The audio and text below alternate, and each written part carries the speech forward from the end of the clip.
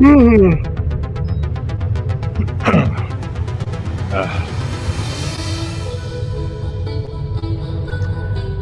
trust that everybody is doing well.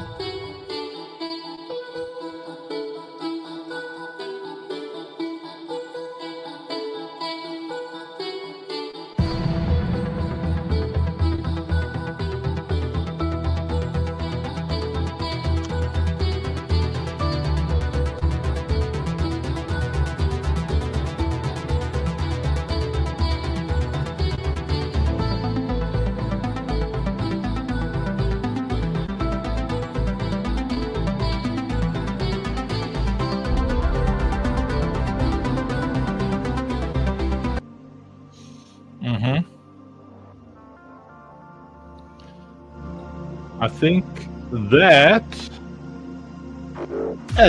that I need to. I definitely need to. Definitely need to get one of my Viking tunes. I'm gonna find one of my Viking tunes and get it into the playlist. It's nice.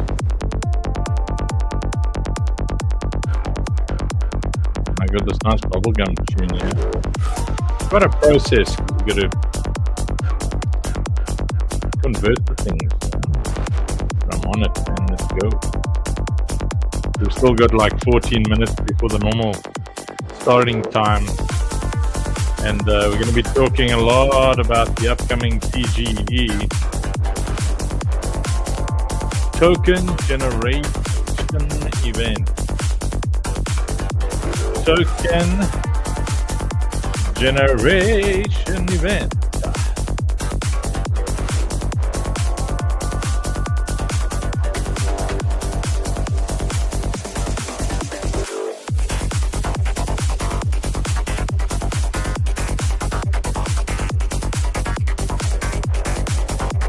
Have a look through here.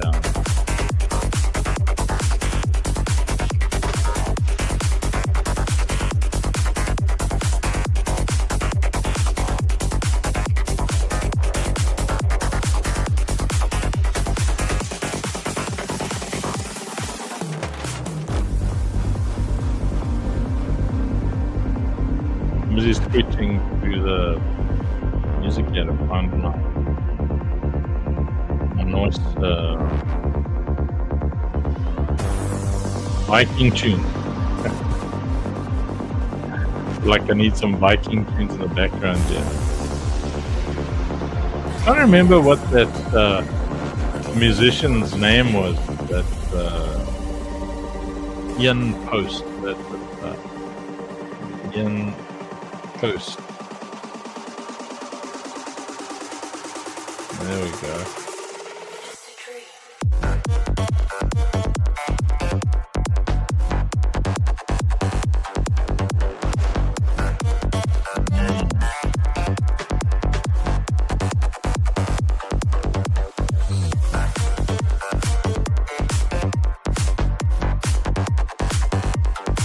Now let's switch around for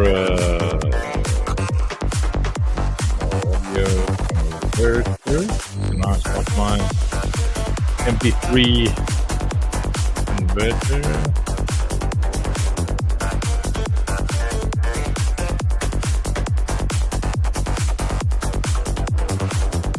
Bro. I don't know what it's called now. In post. Instrumental.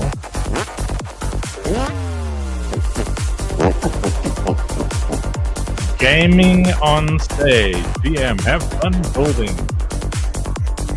Look, gaming on stage.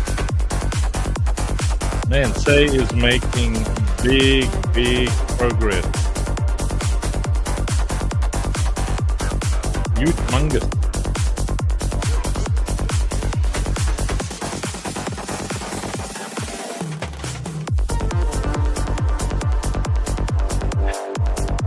See Robert's Jr. Taking digs at Leonard.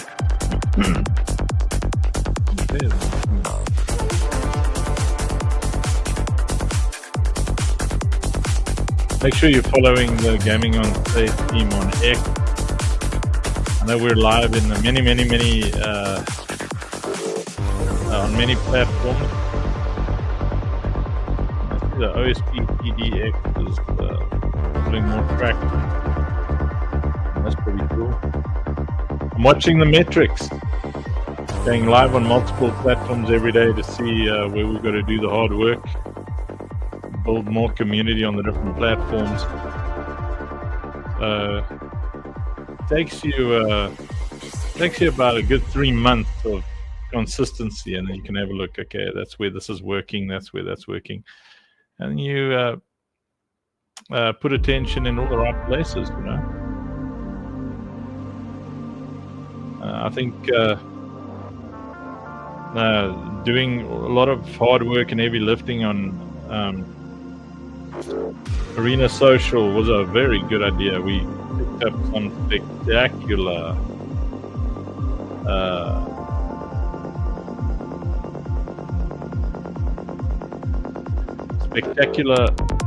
community members there. That was really in our favor.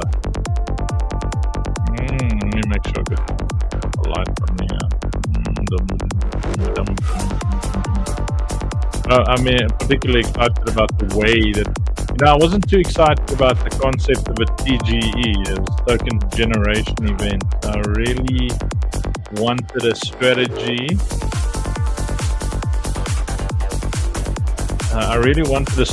That put a lot into the hands of the community. Because our policy is always to give you more than you thought you'd get. That's always everything we do. It's how do we put more into the hands of our community than they thought they would get? That's really because we came here to change lives, so we want you to always, so with our token generation event, when you, even at pre-sale or even later, at public rounds, when you're buying the token, you're also getting in-game assets with that token. And later, we're working on a land strategy. So you're going to be able to buy that token, but there'll be parcels of land that come with your token purchase, and in-game assets and all sorts of cool stuff. There we go, man.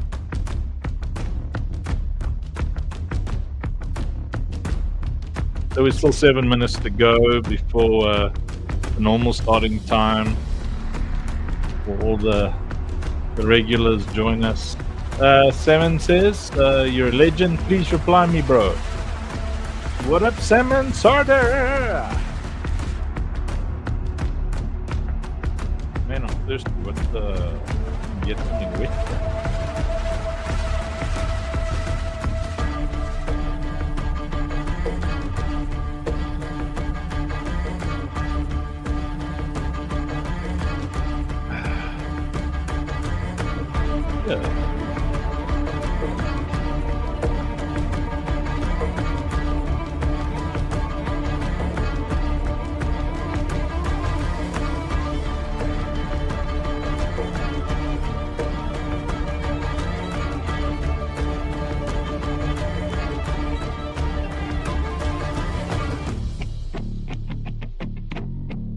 I think maybe what we'll do today is I'm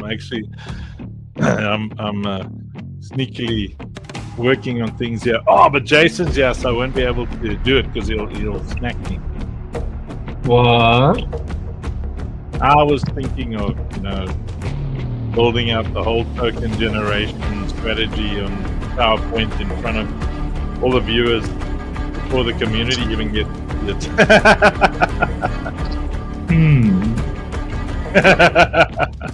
Probably wouldn't be a good idea. Well, I mean, you can give some sneak insight as to some of it, I guess, but can't give too much away. Well, yeah, I think it's not too damaging to kind of share. But I just want to find The music might get a little bit loud. I like this tune. What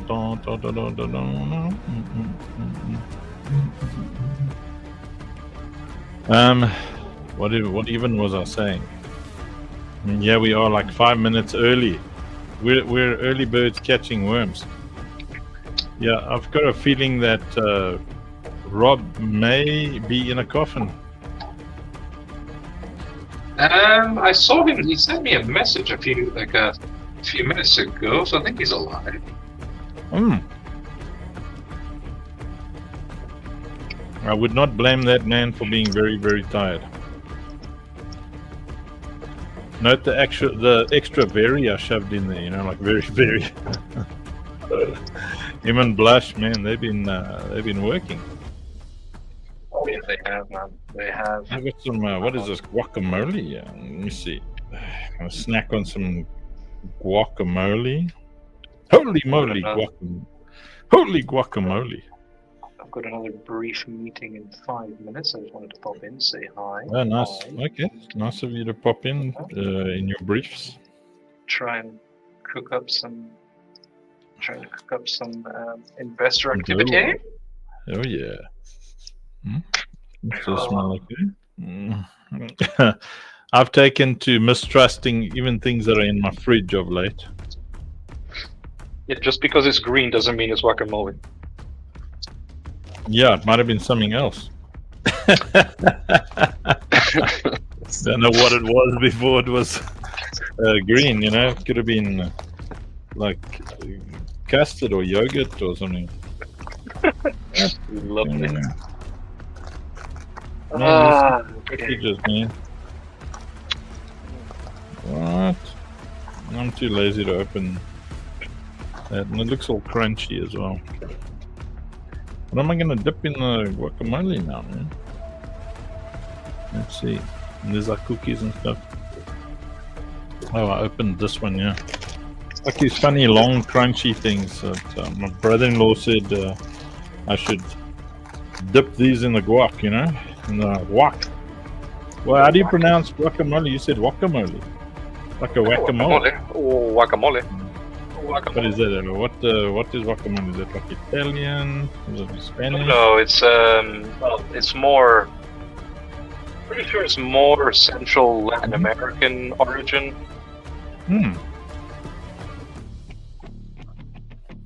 So it's American.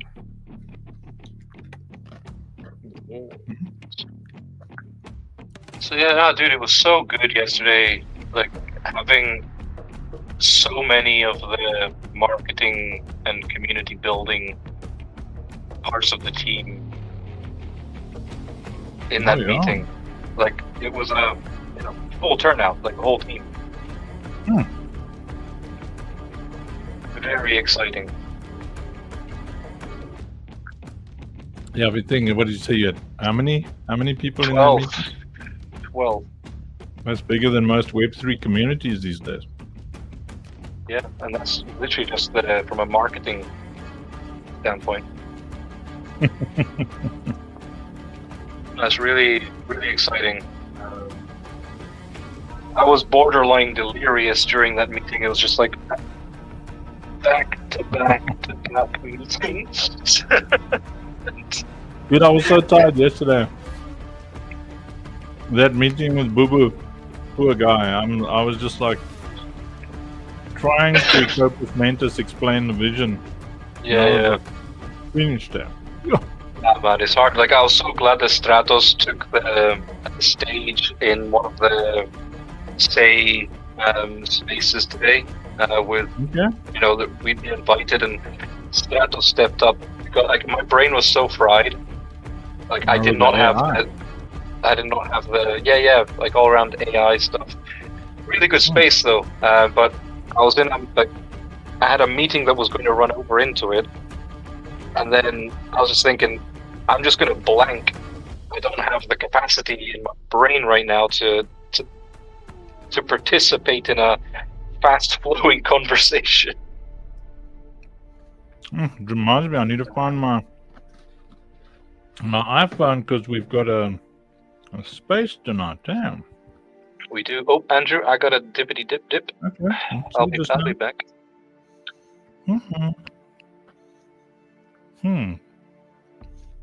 Anybody seen my iPhone anywhere? Bro, that's the question, man. Is where is my iPhone?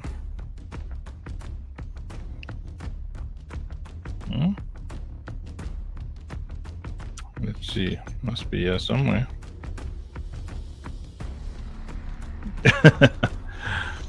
Everything is like, my phones are black, my desktop surfaces are black, and everything is, so when something is on top of something else, here we go. I have to like use a torch to find it. Hey Bithi. Okay, get this thing charged up for tonight. Wait, we gotta charge this thing up for tonight's exciting spaces. Our Thursday night Citadel space is always insane, man. That's when it comes to the Citadel, man, I climb up. When I take the mic, I go full Gestapo way. You got a network problem, BT. Sorry.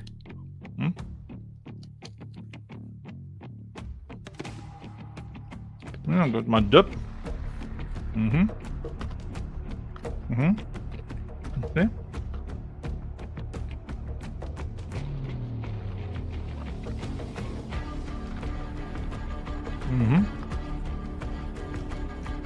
No fancy pants.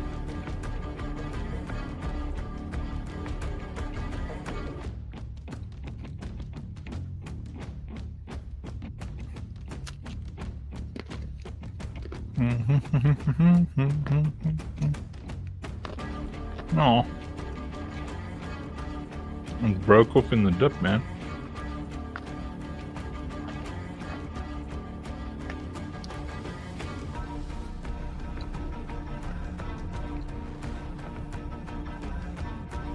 My stage is late, you say?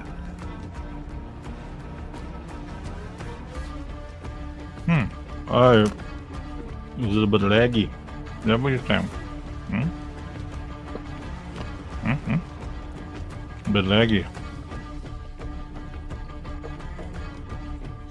Well, you're saying my stage is pregnant.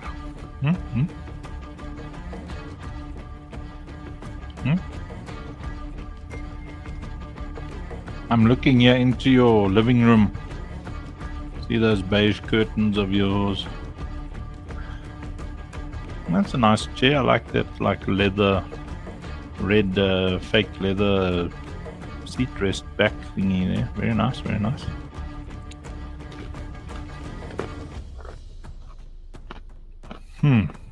So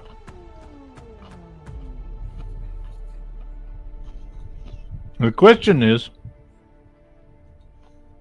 what are we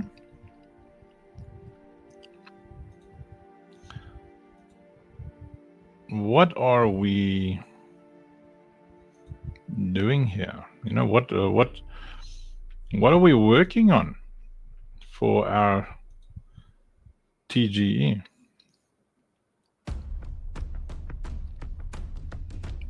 It's okay, you're not late, we're early. I started very early.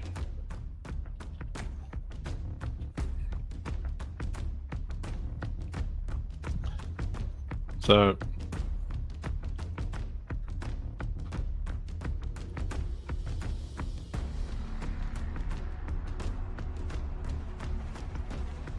this here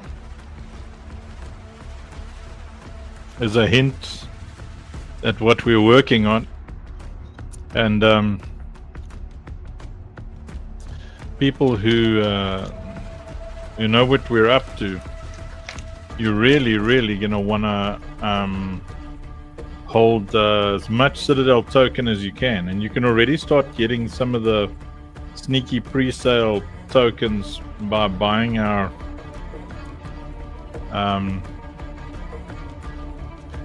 crowdfunding packs. So I think much excitement there.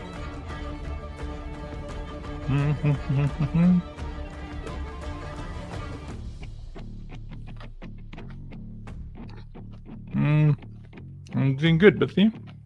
Family members are good. I'm doing good.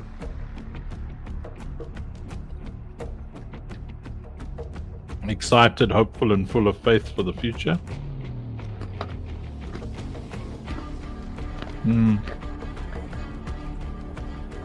Happily munching on some Ava.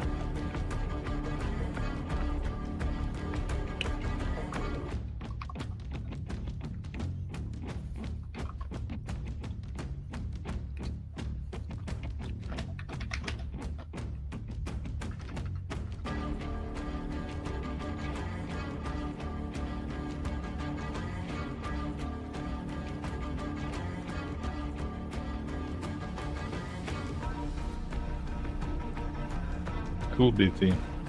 I actually will. Liquidity, seats.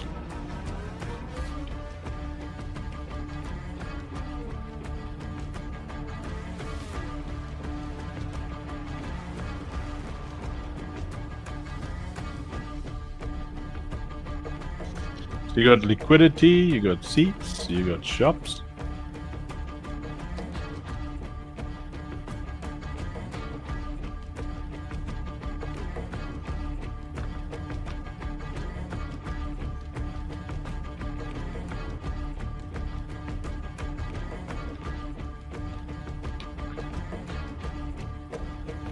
You got Citadel, VIP.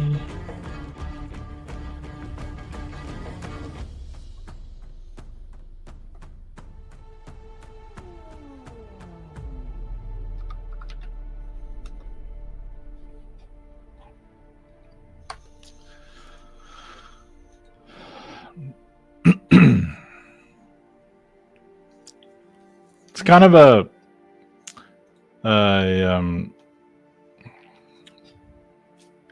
it's a work in progress, but what we're putting together, what we're building is how in our quest to make sure that people all end up with physical in-game assets, the closer you are to that center liquidity pool, the more you will have. Now, I don't know how much I think I'm gonna just, I'm already set too much.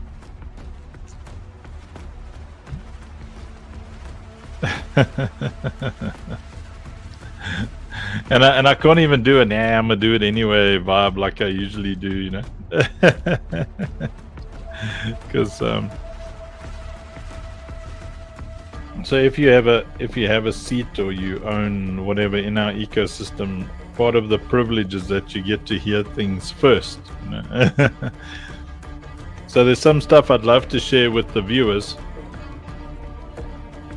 but I have to make sure that the inner circle of our ecosystem, all our community members, the people who are active and busy and stuff, they always hear it first, you know.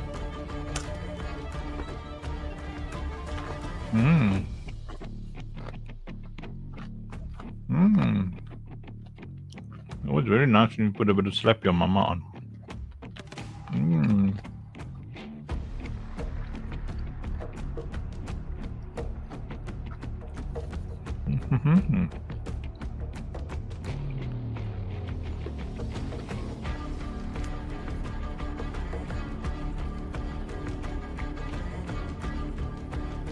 I'm gonna call my wifey quick.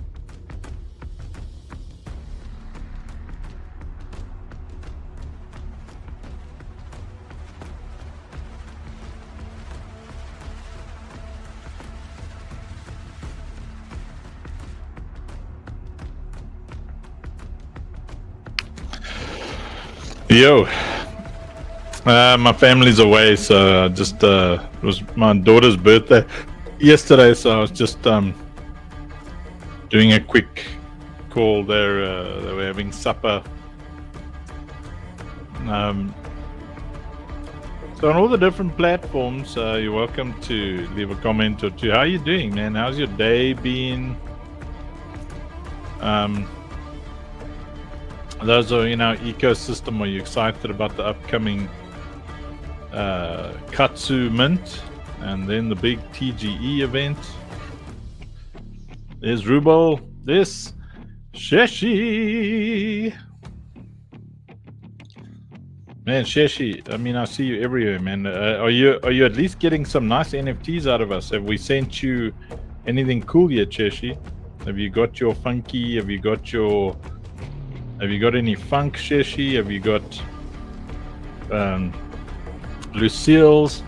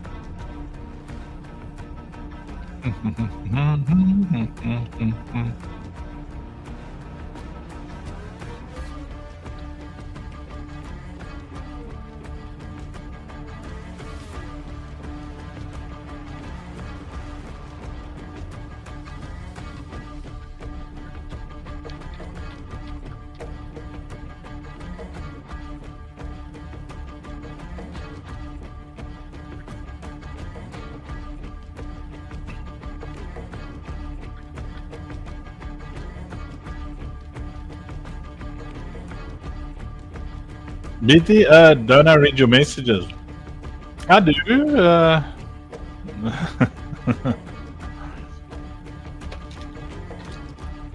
think I gave away all my AVAX yesterday. So, I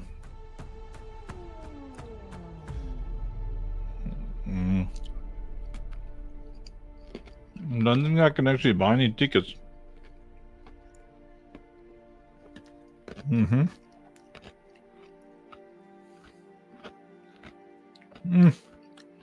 Eating some guacamole vibes here.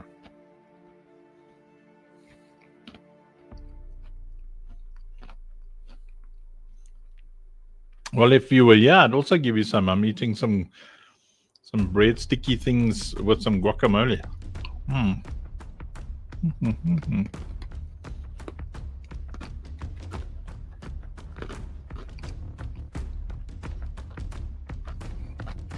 There.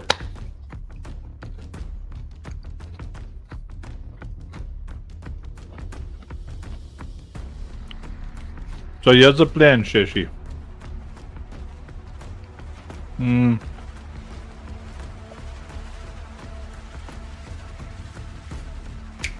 Do you have your Rabbi wallet, Sheshi?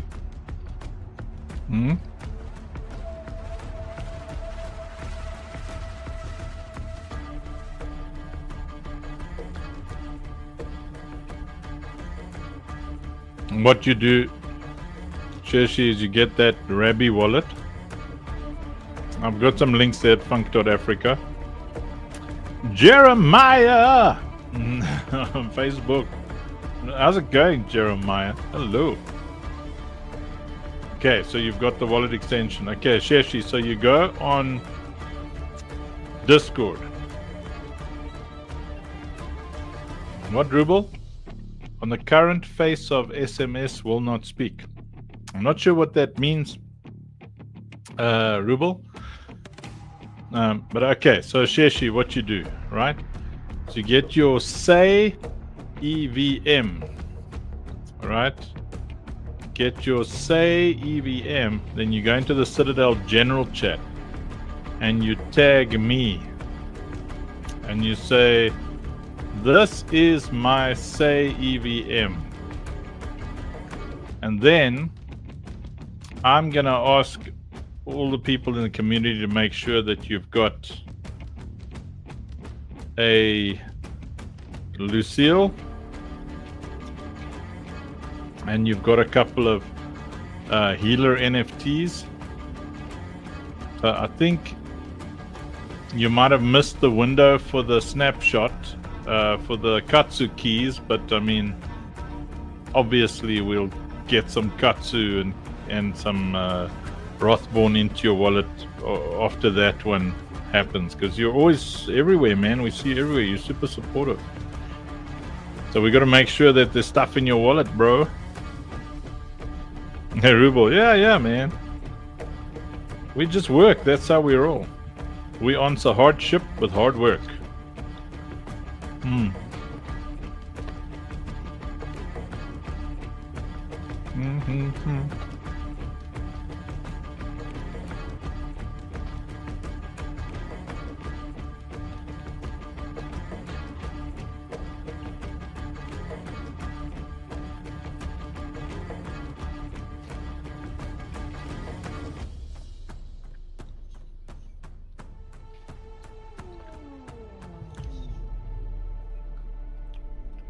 Man, I feel like having snacky poos and stuff.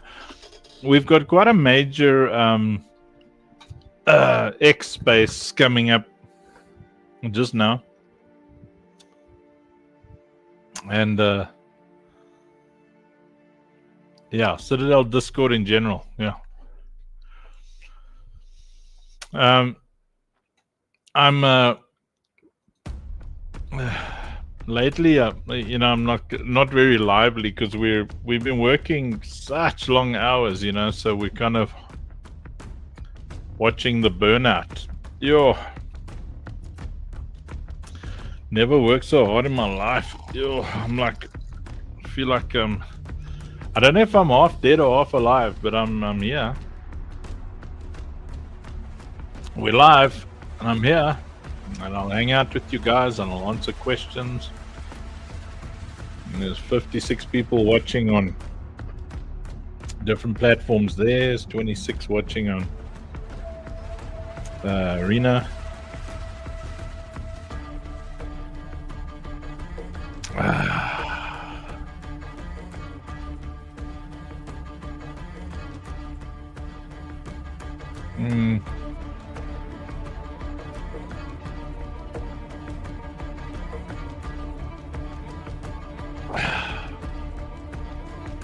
I wonder where everybody is, man. Let me see. I'll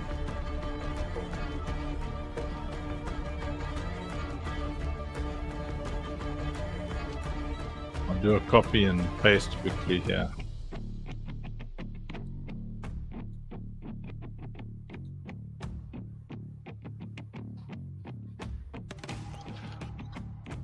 So where's everyone tonight?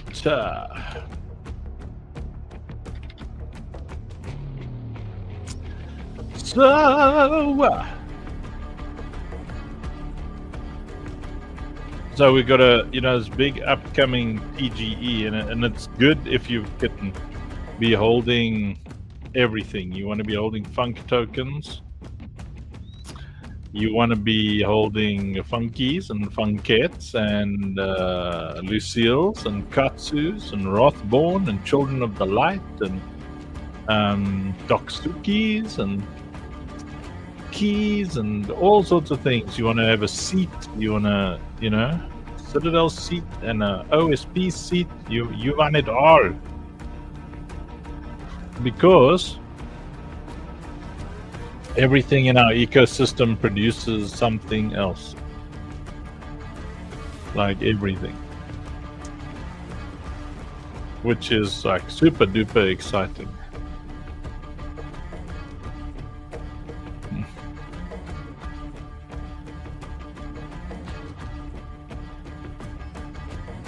It's funny.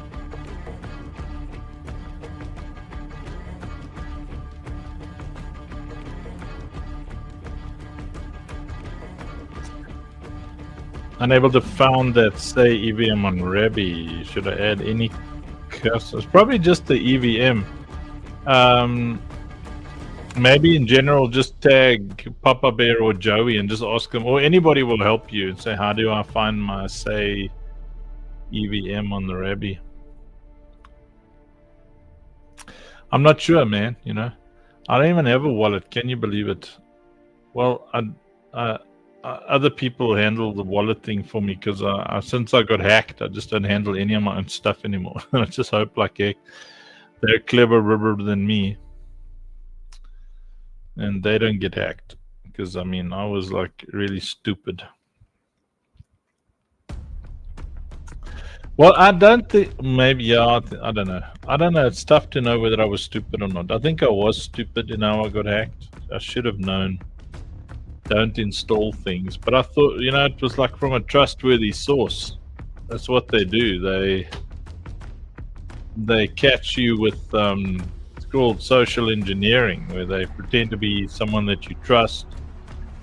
And then they use that trust function to catch you, which is really sucky bullet. There's Mushy. So you're a seat holder. Goodness gracious.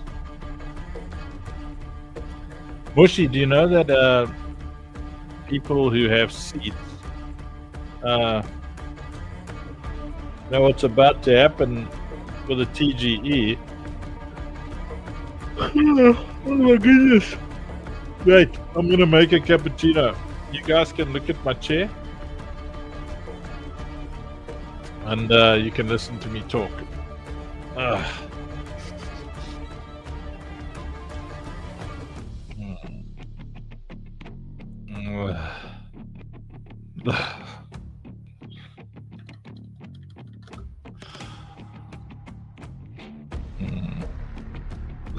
What the?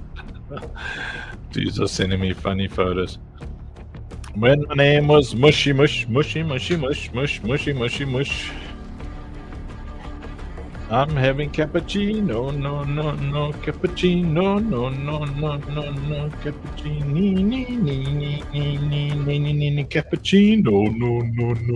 no, cappuccino, no. Mushy mush.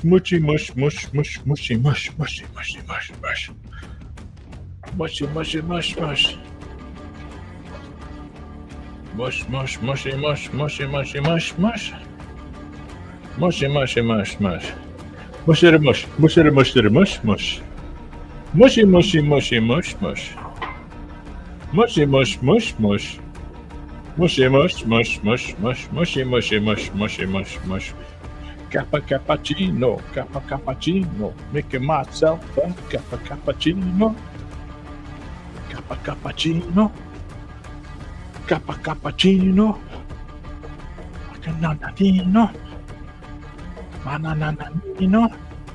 Oh, what do I want to tell you? Look at my sexy shorts. Look, see? Now I can show you my legs.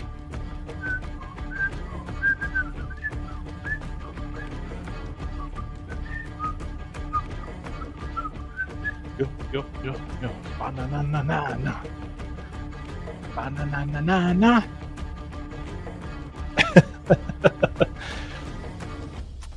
Mushy. So, people who own seats also own property. I don't know if you know, but when you grab a seat, so I think you've got a halfie, so it actually comes with in-game stuff, and we're actually building a city where people will have property, and that property, if you're a seat holder, is really close to the middle of the city, and people, when it's time for the Citadel token, people who want to be the neighbor of a seat holder will pay like $50,000 for a piece of property that close to the core. How cool is that? Well, I guess not so much for them, but Because the people who are the closest here, you know, they get the news first. They hear about the whitelists first, then special groups. So you immediately get a part of the team allocation because you're a seat holder.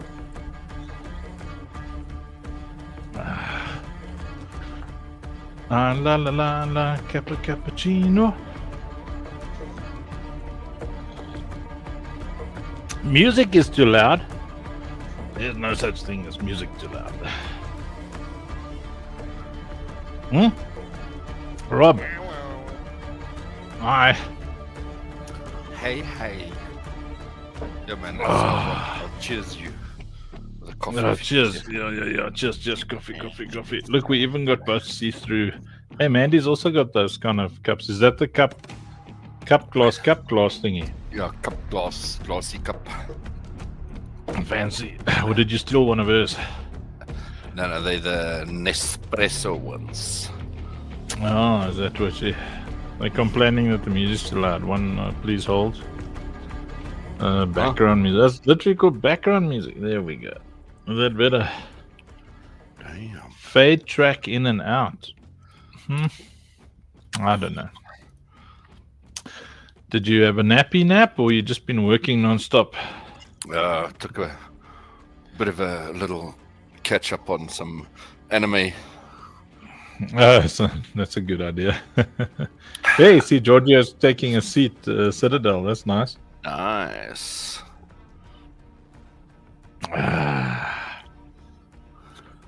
Dude, these people don't know what they have, man. They have no idea. I think they just love us, so they're taking it. But I mean, this makes any beats, Yeats. Come climb on stage, Yeats on his sheets.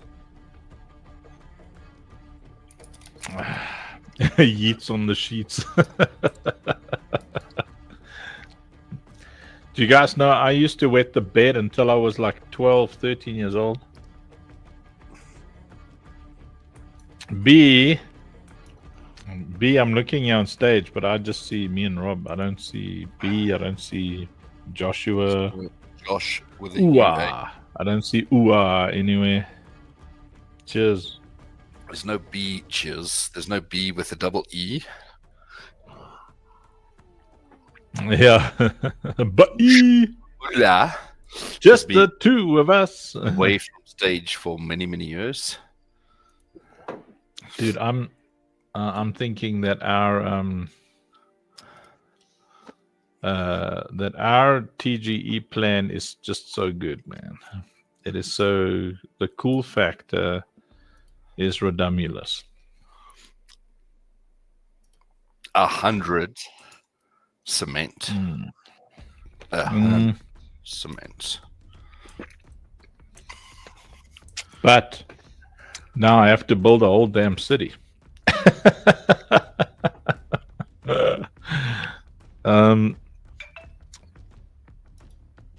That's a lot of work, man. Day 1, 3. You know, yesterday I nearly cancelled. I managed to do like, I think 40 minutes or so yesterday. Okay. I had a meeting just before yesterday's live stream, and I was so tired. It was with King Boo Boo, and I was just telling him about the ecosystem and stuff, but I was like catching fish while I was speaking. Yes. And so afterwards I thought, man, I just need to lie down like I feel right now, but you know, we've got an X spaces after, like in what 25 minutes, and we can't not go live. So even to make up for like being late yesterday, makes only beats. I don't even remember if I was here yesterday or there yesterday. Yeah, no, I came on like early today. How long have we been live? We've been live for 1 hour. Yeah, so I came on 25 minutes early today. Said, okay. Yeah, it was just us yesterday, B. I was so tired. Yes, B was just keeping me alive. Yeah. That's so funny, yeah.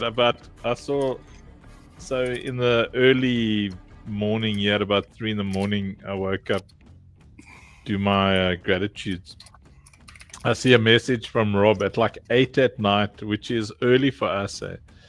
And it's like, hey, you're around. And I'm like, I was lights out already. Okay, that's old man vibes, that, eh? Sleeping by 8 o'clock. Yes, And I was so, yeah.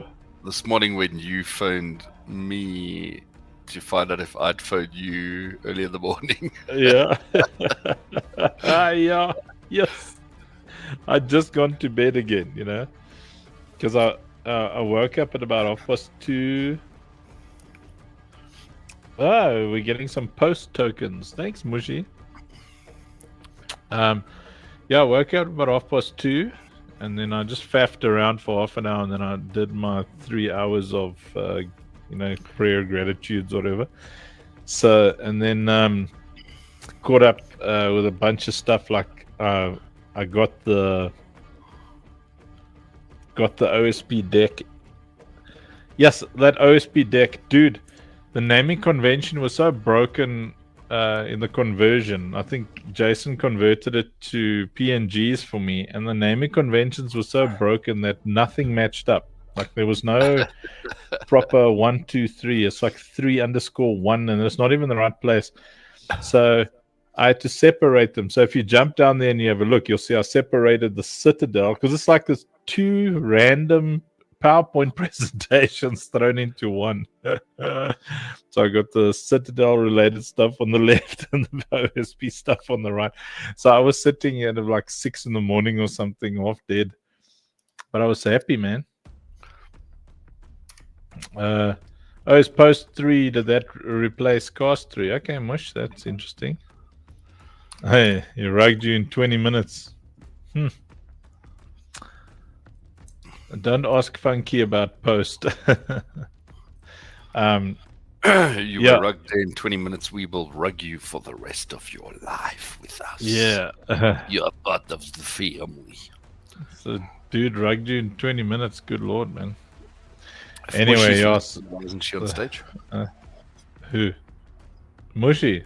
Bushmuller. She hasn't joined us on stage in 18 years. Yeah, I see it. She hasn't joined us on stage. Yeah. You will have for all of OSP. Nice. Give us all the post tokens, man. Yeah. So then so I do that. Get through messages. Some of the NGO stuff. I don't know what time I phoned you, dude. But like, I climb into in the morning. I don't know. Yeah, and then I see a missed call, and it looks like it's. I don't know. It looked like it, for some reason, it seemed like it was you that I phoned you, but I was finished there. Then I'm like, okay, Rob, did you put John's phone me? He's like, no. Okay, well, I'm going back to sleep. Yes, then I crashed. Then I got woken up like freaking 40 minutes later. No, that's crazy, man. That's crazy. Still a severe lack of. Let me check at the bottom here. No B, no Mushmuller, no Joshua. Joshua. No Uas, yeah. Ex-Marine Josh. No yeah. Mush says, I'm telling the people that OSP is the only real thing. That is correct. There are 2 kinds of things in Web3. There's OSP and scammers. That's it. There's UA.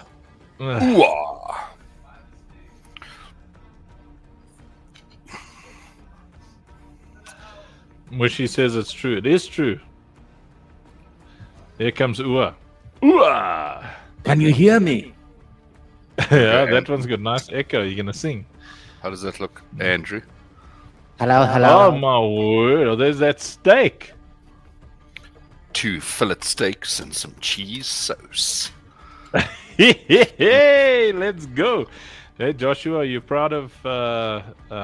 Did you see Rob's stuff there? Yeah, what's going on over here? I was showing off my steaks, man. Did you see them, Mr. Meats? Oh, Yeah, man. I'll give you a. Hopefully it doesn't fall off my plate here. There we go. Look at Some that. nice, Look at that. Steak Wow. and cheese Let's sauce. steaks and some cheese sauce. Would you like to see my kind of breadstick thing? That's very fancy. That too. looks very Some- juicy. Very nice. You can dip the breadstick in some grass or some mushed up. Some guacamole. Supposed to be Guacamole. guacamole, but it's just if they should have just called it squished avo, because I don't taste any of the other stuff they usually put in to make it guac. Is that a keyboard behind you there, Joshua? That is. That's what he uses for chopsticks. Oh my word, it's B. Where's B? Where? Yeah. Hi, Hey. It's it's the B. B with the EE. Mhm. It's So B-double-E. What's it like running around behind your own bum on the ship? My bum is very heavy. It's not easy. I have trouble with balance.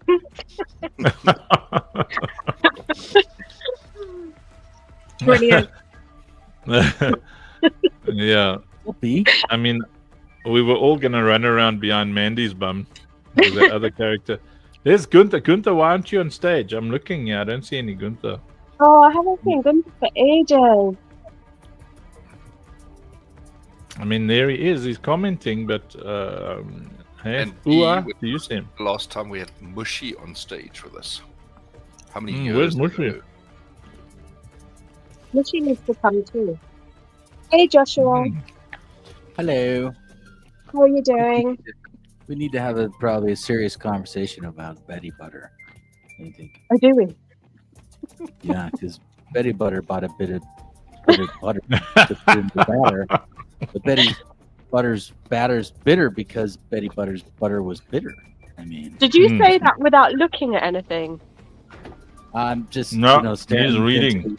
about Betty Butter's batter because it's better batter than I've ever put together. Brilliant. I remember when But my name was Joshua- Betty's butt. Oh, sorry. No, I was going to ask if she sells seashells or not. Not this one. Unless they're button Oh. size. I think.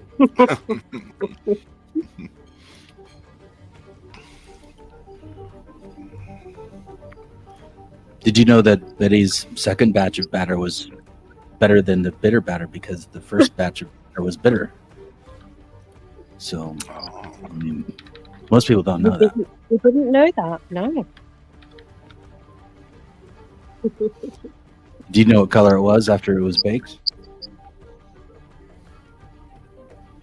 Well, Betty Brown? Butter's bitter batter was brown, obviously.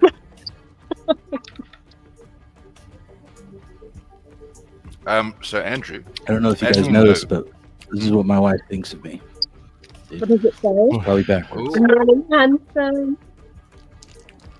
What? Go and read that. What does it say? Are you still there? Oh, yeah? You what? Hello, Clarice. Hello, Clarice. Is that what it says on the cup? It says, morning, handsome. Just so. Oh. Oh. Mhm. so Cheers to you Andrew. other handsome people and beautiful people.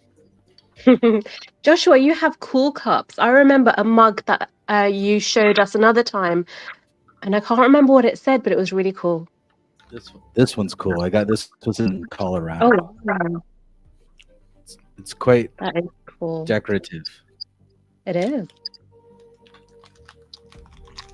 Nice. And those are mushrooms. They are. I remember when I was a mushroom. Cool. So this one's from Mexico.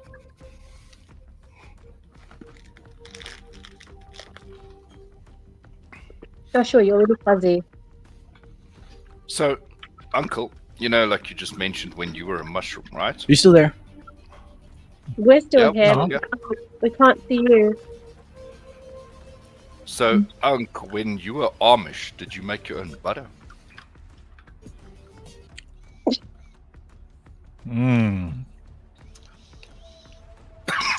Well, I was gonna make some kind of naughty comment about Betty. Yeah.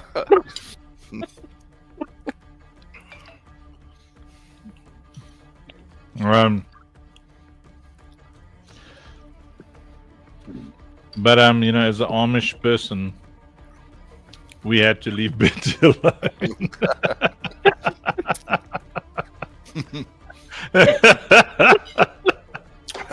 Leave Britney alone. Leave Britney alone. Oh, we lost Ua. Oh, he's Ua back. returned. Oh, it's back. There we go. Welcome back, Ua. Sitting there talking to myself for a minute. I was like, I know I'm boring and everything, but come on.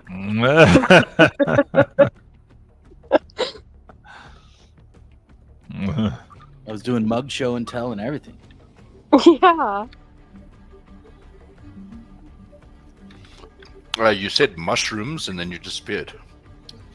Oh, well, let's see. There's my mushroom mug. Ooh. So cool. Very fancy. Got it in Sedona, Andrew, Arizona. In where? Sedona, Arizona. Mm. So let's see. For a Vanguard Vision seat, you must have 50 mil funk, a funky, a funkette, a Lucille, a funkyette. What is that? Funky, a funkette, Lucille. What else have we got in the ecosystem there? Lucille. And they must lease their sweat equity to us for 99 years. 133 seat. Yeah. 1 times 22 seat.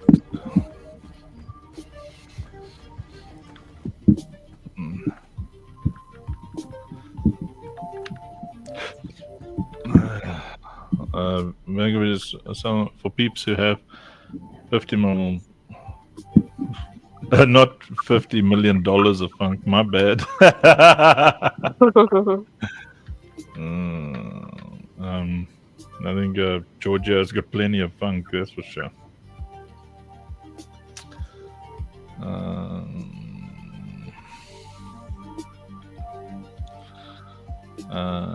Funky, Funkette, Lucille, 1 times 33. Damn, and it's doing this thing. 33, 1 times 22 seats. And they need to own one of the Egyptian gods, Bunk. Yes. Which is going to be difficult. Yeah, because they don't exist yet. And they're one of ones and they're mine. What if you just have control over one of the gods, not really own them? Yeah. Oh, no. We were talking earlier about titles, right? Now everyone likes titles, and I like title deeds to things, you know? It might be my European history, blood, that is... Hang on. What's that music? Who's playing music? Watch out, it'll mute us on all the platforms. So whoever's got music in the background. Oh, can you hear that? Yeah. Mute it. Yeah, you'll have to... No. You're going to get us muted, my friend. Get it on your headphones or whatever. Do they give you a warning or do they just turn you off? Nah, they just nuke you. All Meta, they shut you off on Meta and on YouTube. Yeah, they're pretty quick. Fast. What about... Yeah, it's like... Yeah. Ooh, what is that, Andrew? Hey, that's okay. That looks different to the green stick and the green juice, which is... It's a text. I'm married, so I can have text. Ah. No text before married. Rafiki, and it's the voices in my head. Rafiki has voices in his head. Okay. Rafiki van die Sand, hoe gaan het, Boeta? That was Joshua, very Afrikaans greeting there for him. Dag sê, dag sê. Dag sê. It's day say. It's literally dag sê. It's like... Moes die trek, my boet, in die Ossawa, lekker. That's a tractor and a wagon, Joshua and B. What does lekker mean? It's an kind of a spin-off of an Afrikaans word for a sweet. Oh, And you say it to be like cool. Casual text. Okay, no. because every time Roy comes on, he says lekker to me. Mm. Yeah, So he's saying you're delicious, yeah. he's saying sweet bee. Yeah, sweet. Mm. Oh, that's cute. Honey is delicious. Ja, there's a Rafiki. Hoe was die trek met die Ossawa daar in die sand, my boet?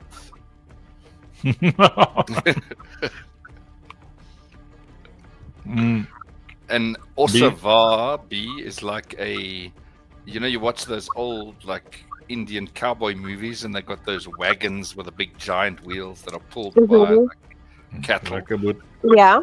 It's Ossawa. It's an Afrikaans word for that. Oh. Os is like a, what's that? Like a bull or a cow or an ox. It's an ox. Rafiki, pas op vir die holboewe. Pas op vir die holboewe. That is is warning him. how do I translate that for B? That's like a Watch out for the backstabbers. a hole driller.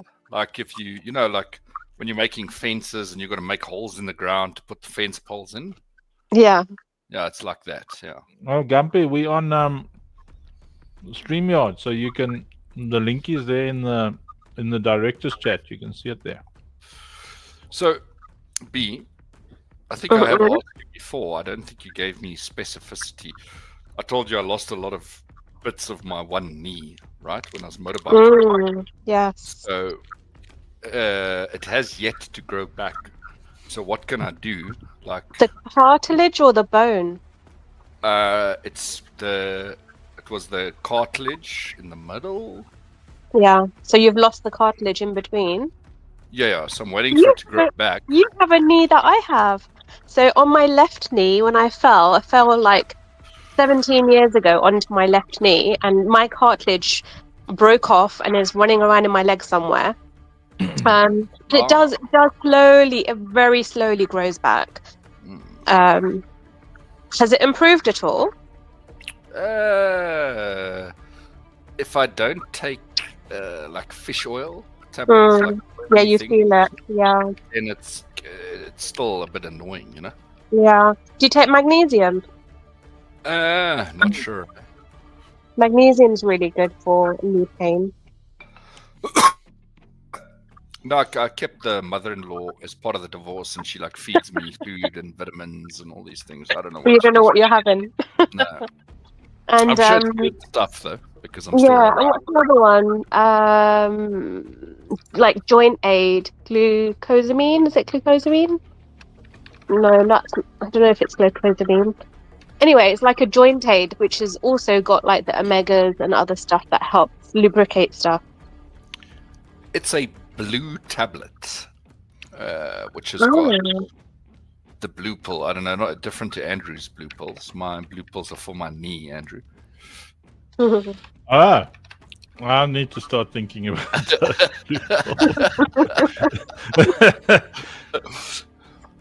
It's like if I wake up in winter, it's like it's a performance, man. It's like a theater performance.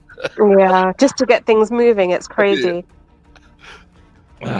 Well, makes only yeets to say I'm now raging over my ravaged rugging, right or wrong. This rugging really rests in the bag of Betty's butter. Listen, wow, Rafiki. This is my knee. It's. I don't know if it's supposed to be on top of my calf though. Like this other one's also about on top of my shin. I don't know if that's where it's supposed to be, like well, you see, like yeah, like there above my this is my calf. Yeah. This is my knee. Uh-huh. And now, so is it supposed to be on top of my shin? It's supposed to be at the top of your shin. Well, are we thinking design-wise, like the knee should be in place of the ankle, and the ankle should be where the knee is? Like, Well, I am ankle funk. ankle fag. Ankle fang. A man with many ankles. Yo, Mandy's got nice ankles. Good lord, eh?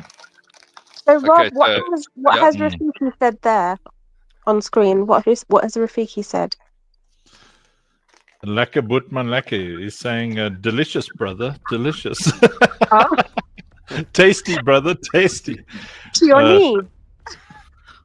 No, I don't know what that was in response.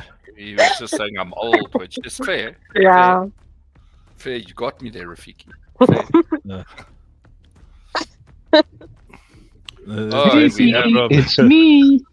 And we have another impaired individual joining us now. Welcome, Jason, of the another show. impaired. Hey, you. Hey, little guy. How's your day? Oh my word! Why- The space is why- starting in the. Why what? It is why is Rafiki speaking in tongues? He said, "Ook maar lekker wit. Wanneer kom die gips?" Oh yes! So what he says there, ook maar lekker wit. So he's saying, my legs are very white, and then to underscore his comment about my legs being very white, he says, "When is the cast coming off?" That's pretty rude, Rafiki. That is pretty rude. Wow. Just Ja, wow. Rafiki, you lucky I sold my long walk gun chop. Anders gaan ons 'n bietjie praat. Yeah, long walk. Welcome to South My Africa FM. lang haal geweer. Uh, My long walk gun. Yeah, Andrew, I once shot at a buck, and it was lying there with its bones in the light.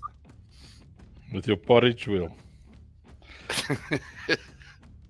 The Afrikaans is like honestly the worst language to translate into English.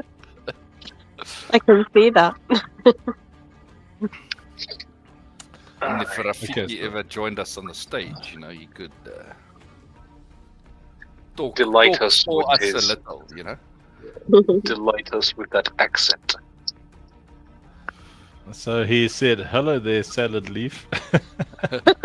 Hi there, slime blar. And the rest of the international people listening to us across the planet are like, "What is going on?" What? B, we will make you an Afrikaanser yet, man. Yeah. Afrikaans. We're going to buy you some khaki pants and long khaki socks with a comb that you can keep in your socks. Yeah. No, you got to. Let's see. I must join that. Start listening. What have we got here? A space? A X? Oh wow, yeah, the space. I've got to jump over there. Thursday, yeah. Mm, Also, Are you streaming from here, Unc, or how are we? yeah. Well, I've got to take my headphones off and then talk there. While streaming Alright. here, While streaming, yeah. Oh, Pinging yes. all the things. be a very important part for your hair, Rafiki is mentioning, is the Brill cream. You can look that up. Yes, I know Gives of you like Brill. Extremely slick, like Yeah. greasy lightning. Yeah, no. If you want Very to pick shiny. up some whole boover, then you must use some some Brill cream. Yes, they dig that look. Then you do a side, you know. Let me see. I could- New I could post. do it. Mm, do No, you you could got, do with you some got Brill way cream. too much hair for that, Jason. Sorry, man. I know, dude. I've got I am very hairy. Very Right, I'm gonna go jump across onto the Citadel account. Yeah, okay, so, bro, where, I'm supposed to get a yesification, because notification is, oh, there we go. Do you want me to jump on? Is someone going to be on the OpSafe Place account or not? I'm listening on the OpSafe. Or you're not on the Uncle Functor account? I'm gonna, so on the phone I join on the Uncle Functor. I talk on that one and I listen with the other one. So that sounds like way too many steps. No, the steps are easy because the OSP one is the one that listens here. But let me activate some of the steps here. Okay, I will jump on as somebody and you can guess who I am. So okay. Achy ankle ached after an awkward angle abruptly aggravated uncle's achy ankle. Uncle attempted an afternoon amble, but the aching ankle annoyed and alarmed him. Of course. Right, let me see. So I need to... Right, so I've got to share... Got to share...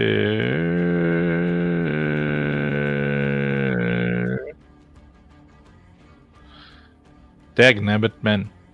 Make it easy for me, you Santonists. I think I'm on the space, maybe. How do I check? Checking is overrated. Checking. Come on, walk on this thing. Just go full screen here. Right. That's... Yep, something happened. There we go. All right. Am I in... Huh? Okay, so I'm listening. No. Oh, that's your stream. It's custom, but excited to be here. Rough night, fever, the kids. You guys here? Yesterday they called me from school to pick them up. Yep. My little one was having 38 and temperature, so had to bring them home, paracetamol, and found out that I was having fever myself too. But it's just the regular stuff. When kids go back to school, they start bringing all the ultra exotic viruses home. So maybe my voice is a little different today. I'm a little congested, but excited to kick off our Citadel weekly space. How are things going on your side, Jay? Good. Busy. Very busy. We're back at that stage of countless back-to-back meetings, getting everything prepared, all the coordination meetings, and a lot to organize. But this is where the fun really begins. Really exciting, exhausting, but really exciting. 100%. I know how things are. Unks, thanks for hopping in the stage. I know I've been missing in the funk show today. I was just telling Jay that I had a very rough night. Yesterday, my kids had to come back earlier from school because they were sick with fever, and so was I last night. So the ultra exotic man flu, probably similar to the one that caught you a couple of weeks ago. But how are you doing, Unks? Good day to you. Good evening to you. Doing good, man. Doing good. Wait. They say they cannot hear nothing on Arena. Stand by. I'm just going to share this thingy in the thingies. There we go. They should be able to hear you now on Arena. I'm streaming everything everywhere. Amazing. Okay, there we go. Yeah. Doing good, man. We're having fun setting up the TGE parameters. I think we're gonna have definitely the coolest TGE that's ever been seen in Web3.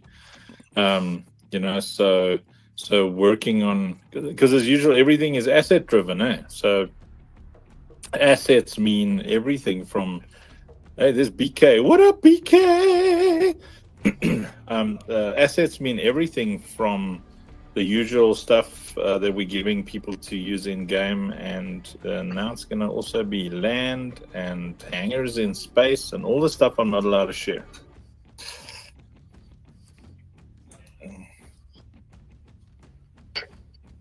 Yeah, I'm gonna have to. Between the intern and you, it's going to be a tough couple of months. Yeah, we're leaky, man. We're like super duper leaky. It's like, damn it, Funk. We're getting all this prepared. It's like, well, I'm going to tell everyone anyway. But hey, that just makes it more fun. Mr. Yeah, Console, Mr. Ooh. Console, welcome back to another. Mic check, mic check. Yes, yes, yes.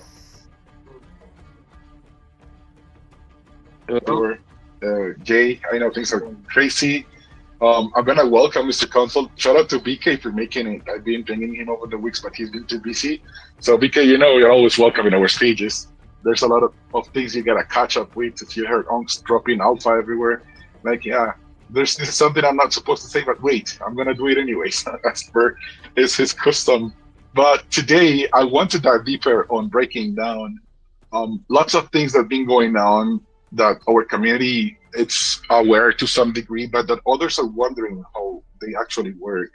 So we've been hearing some noise from the packs, from the seats, the plates, the chairs, the tables, and I would like to dive deeper into that topic. So people that's hanging around and haven't stepped into our community just yet will be really clear in terms of what it is and how they should get involved.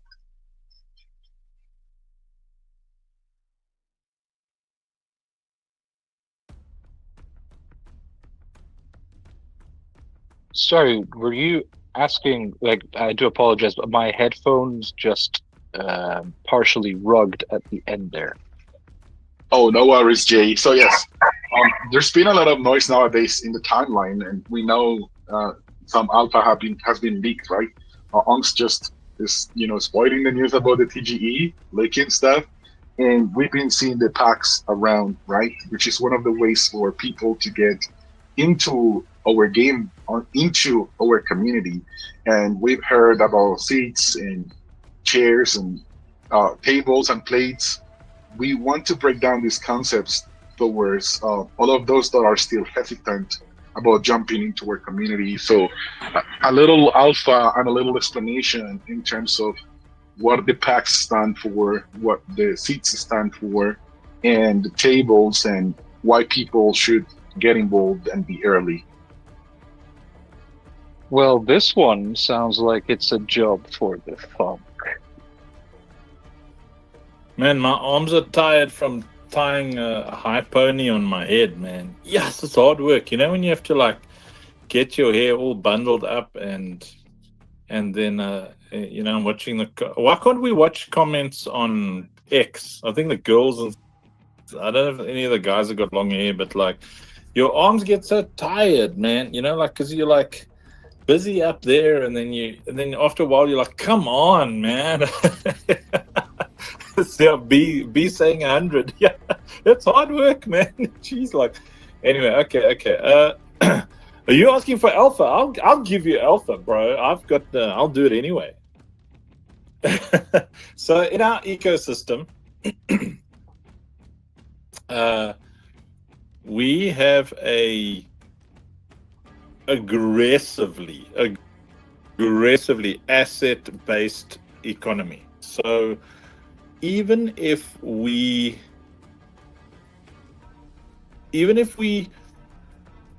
do a TGE, we have to make sure as a matter of policy that you get more than you understand. That is our policy. It's like people always get more than they truly understand. So for instance, when we do a mint, like usually a community would do a mint and that's it, you get the mint. But with us it's like, okay, like let's say those who were involved in the Lucille mint, then they're like, okay, when the mint arrives, are we getting a Lucille? And we're like, no, we're going to give you a pack, and there's 3 Lucilles in it. And then people are like, okay, that's cool. And then we're like, oh, but you're also going to get some keys. We're going to give you keys for a bunch of keys for everything else that you're holding in the community. And they're like, okay, what does the key do? No, the key is going to give you another 3 NFTs for every Lucille that you hold. And that's our policy. Same thing happening with the Katsu. So now it's time for the Katsu mint. So what has happened before the Katsu was there was the Lucille mint, the funkies, the funkette, the funk token. Funk token isn't even on sale. That was on AVAX in the Arena social ecosystem. But we still check and we see, okay, what have you got in our asset-driven economy that gives us an excuse to give you more assets? And each time, because our goal is to make sure that our community, especially the people who invest in us, always have more than they think they're going to get. We're doing the same with our TGE. So our TGE, it never sat well with us to just give people a token, because there's no real meaning to the token other than the flip. There's no the casino. It just becomes a casino. But what happens if that token represents land? What happens if that token represents in-game assets? What happens if the amount of the token that you're holding represents proximity to a flow of information? What happens if holding that token puts you the term physical here is in the sense of the game. So you're inside the game and you're buying the token, but when you buy the token, you're getting the equivalency of that token in-game assets as well. And in the lead up, if you're buying in-game assets on our crowdfunding store, you're going to get pre-sale tokens. So there's people who don't even realize that they wanted to just go and buy some NFTs for when those NFTs are ready for the game, but they didn't realize that they also have the dollar equivalency in the pre-sale token. So that wasn't even enough for us. So we thought, you know what?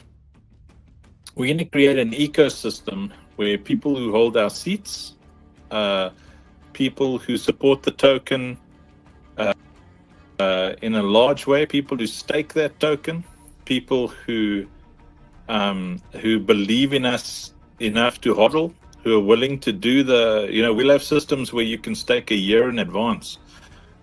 People who do all these things have much that they've got something that's potentially worth more than the token itself in-game assets. Because obviously, if we came here to change lives and we're here building a asset-driven economy, and our entire financial ecosystem is built around the principle of creating the demand that allows the player, or rather drives the player to play a marketplace to a point where every single player has got something that is of worth to other players, then that also counts towards the token generation event, because we're not satisfied with the way Web3 does things. Personally, I know Rob's pretty much there with me on this one,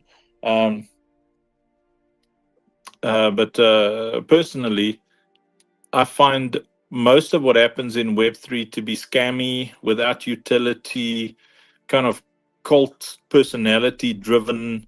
Now we can't get away from those things, because if you want to build a community, you need cult personalities to hold that community together. But when all that holds it together is the initial pump driven by that cult personality, then the dump is inevitable.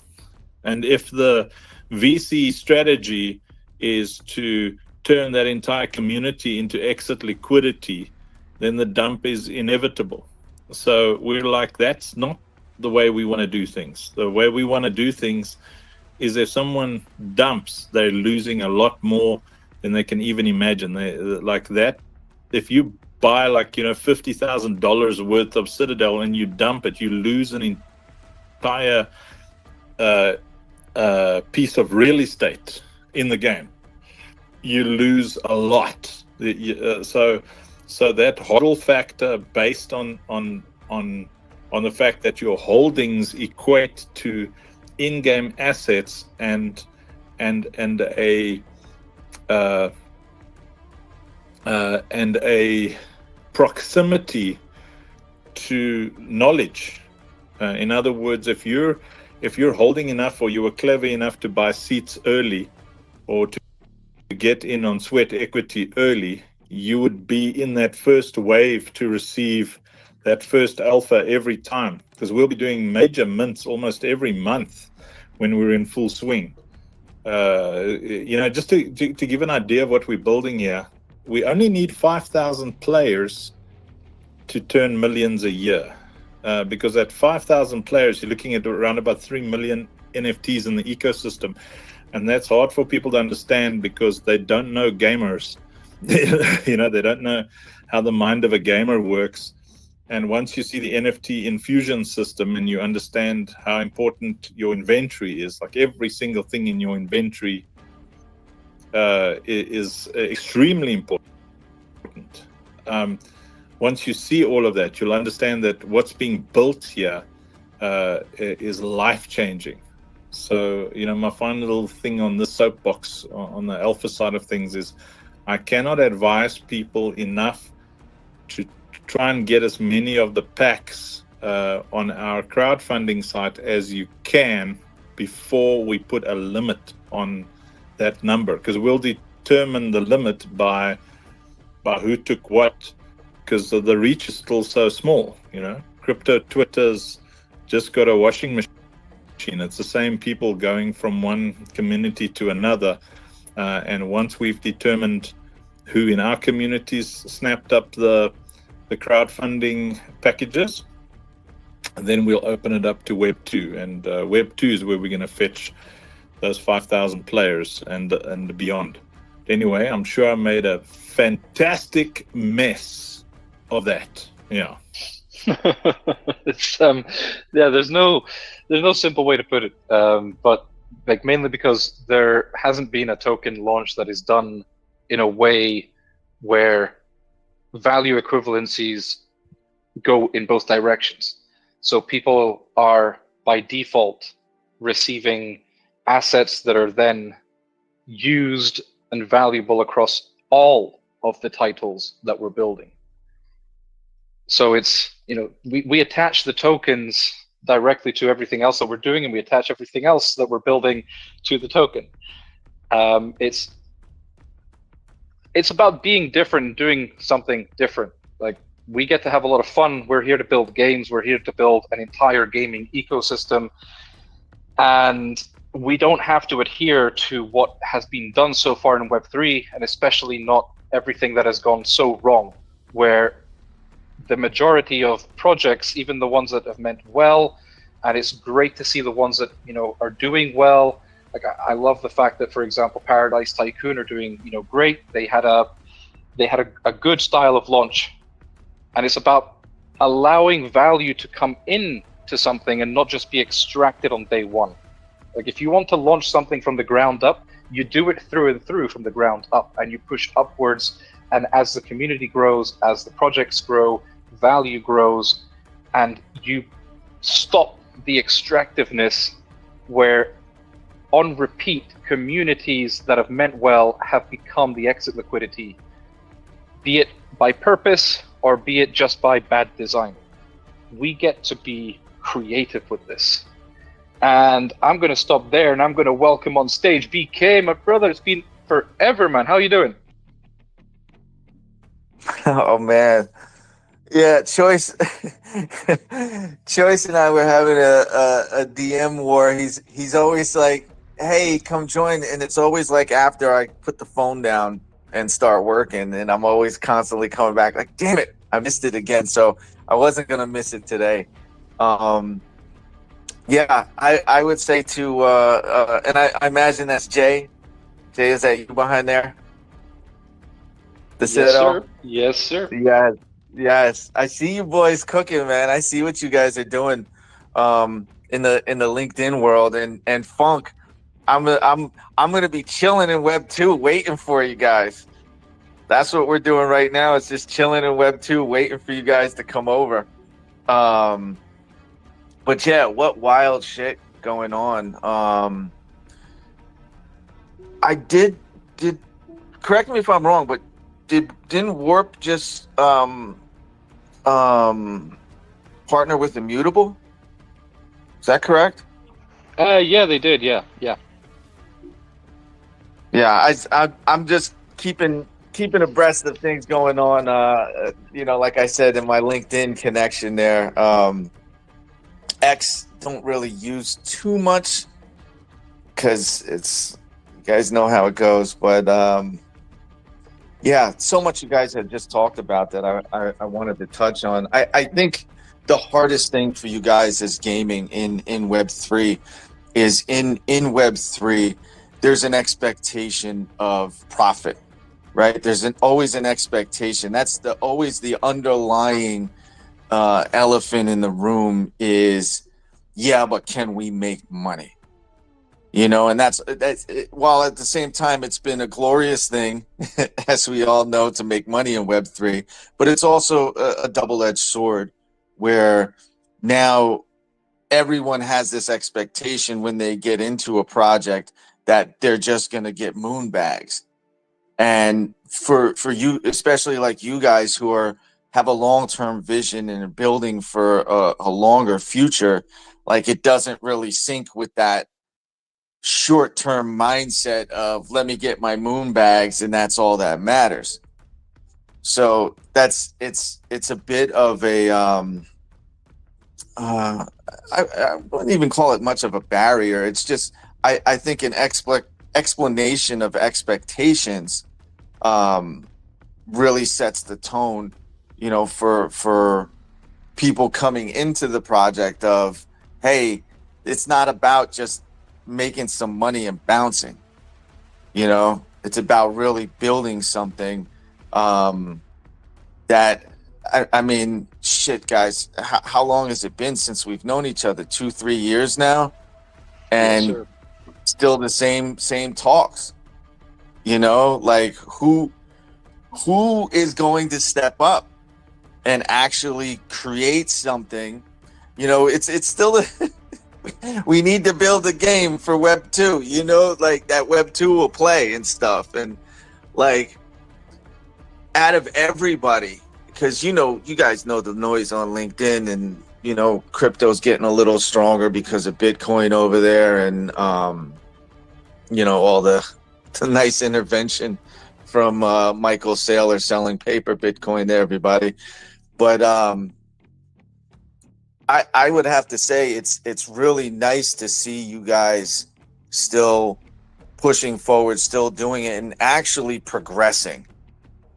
I don't see any stagnancy with what you guys are doing, and it's really cool to see, because as we all know, a lot come and a lot go. So to see You can't stop a train that has no brakes. no, that's right. And you're a pretty big train over there, so it's definitely hard to stop a larger train as well. But I see Zinthi came up. Zinth, what's up, man? Hey Vicky, how are you? Jason, Uncle Funk, Mr. Console, Crypto Hunter, never met before, bro. Satro's brother, how are you guys? Vicky, I think you nailed it when it comes to Web3 gaming, but also I try to keep line between this whole thing. What is it that we need But when specifically talking, the main reason I found myself in the crypto ecosystem was gaming. Had been advocating for gaming and always will be. But I think gamers, we are kind of currently in an era where Web3 gaming could take a different way, because first when we started with Web3 gaming, it was still at the time early, and we started bringing people who needed that money factor. Yes, but in Web2 gaming, also gamers need things. There's no game out there in Web2 that doesn't give stuffs like when the first time when I heard about play to earn game or move to earn games, moving from play and earn, my whole question was, I'm not an English speaker, native English speaker. Can somebody explain to me what's the difference between the fucking play to earn and play and earn? Because at the end of the day, it's about giving something to people. It's just a buzzword being changed. But we wanted to hide and run away and try to pretend that we are not giving things to people for playing the product. But actually, the biggest games, starting from PUBG Mobile, Fortnite, League of Legends, any game that we played, you bring 4 users, I give you a skin. So what do gamers need? They need skins. They spend a lot of money to get these skins. So of course, for them it's valuable.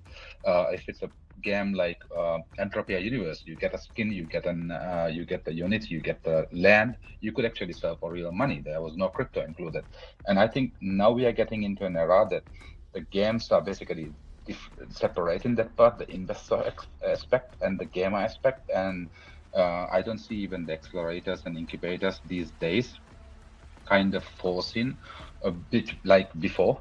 We were kind of forcing, if a project basically is incubated by XYZ, they force a project raises $100,000, they force the project to go and spend $10,000 to go and get listed on the, I don't know, look, nothing against the platforms I'm talking about right now, but CoinMarketCap, an article on Cointelegraph, and all these platforms are filled with traders, investors. I'm not saying traders and investors don't play games, but this is not the main pool of user base. But they were not even suggesting even one project, hey, why don't you go and spend around $5,000 and publish your article instead of Yahoo Finance on GameZebo, Droid Gamers, and XYZ platform? They don't do it.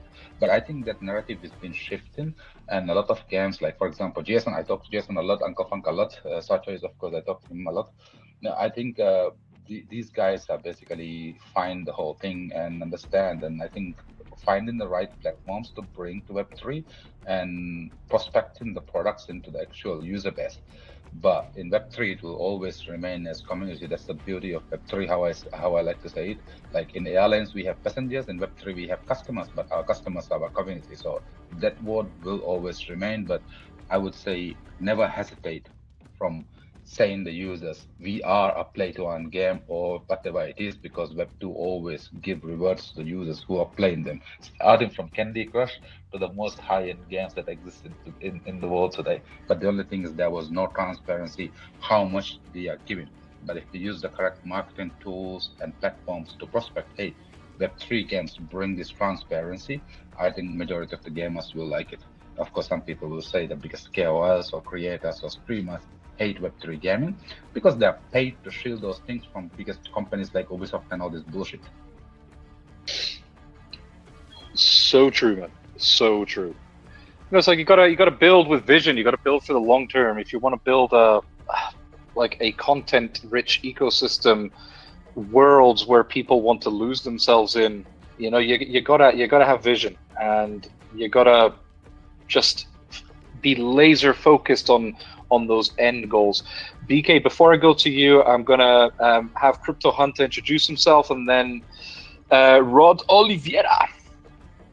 Crypto Hunter, over to you, my man. GM everyone, good to be here with the Citadel.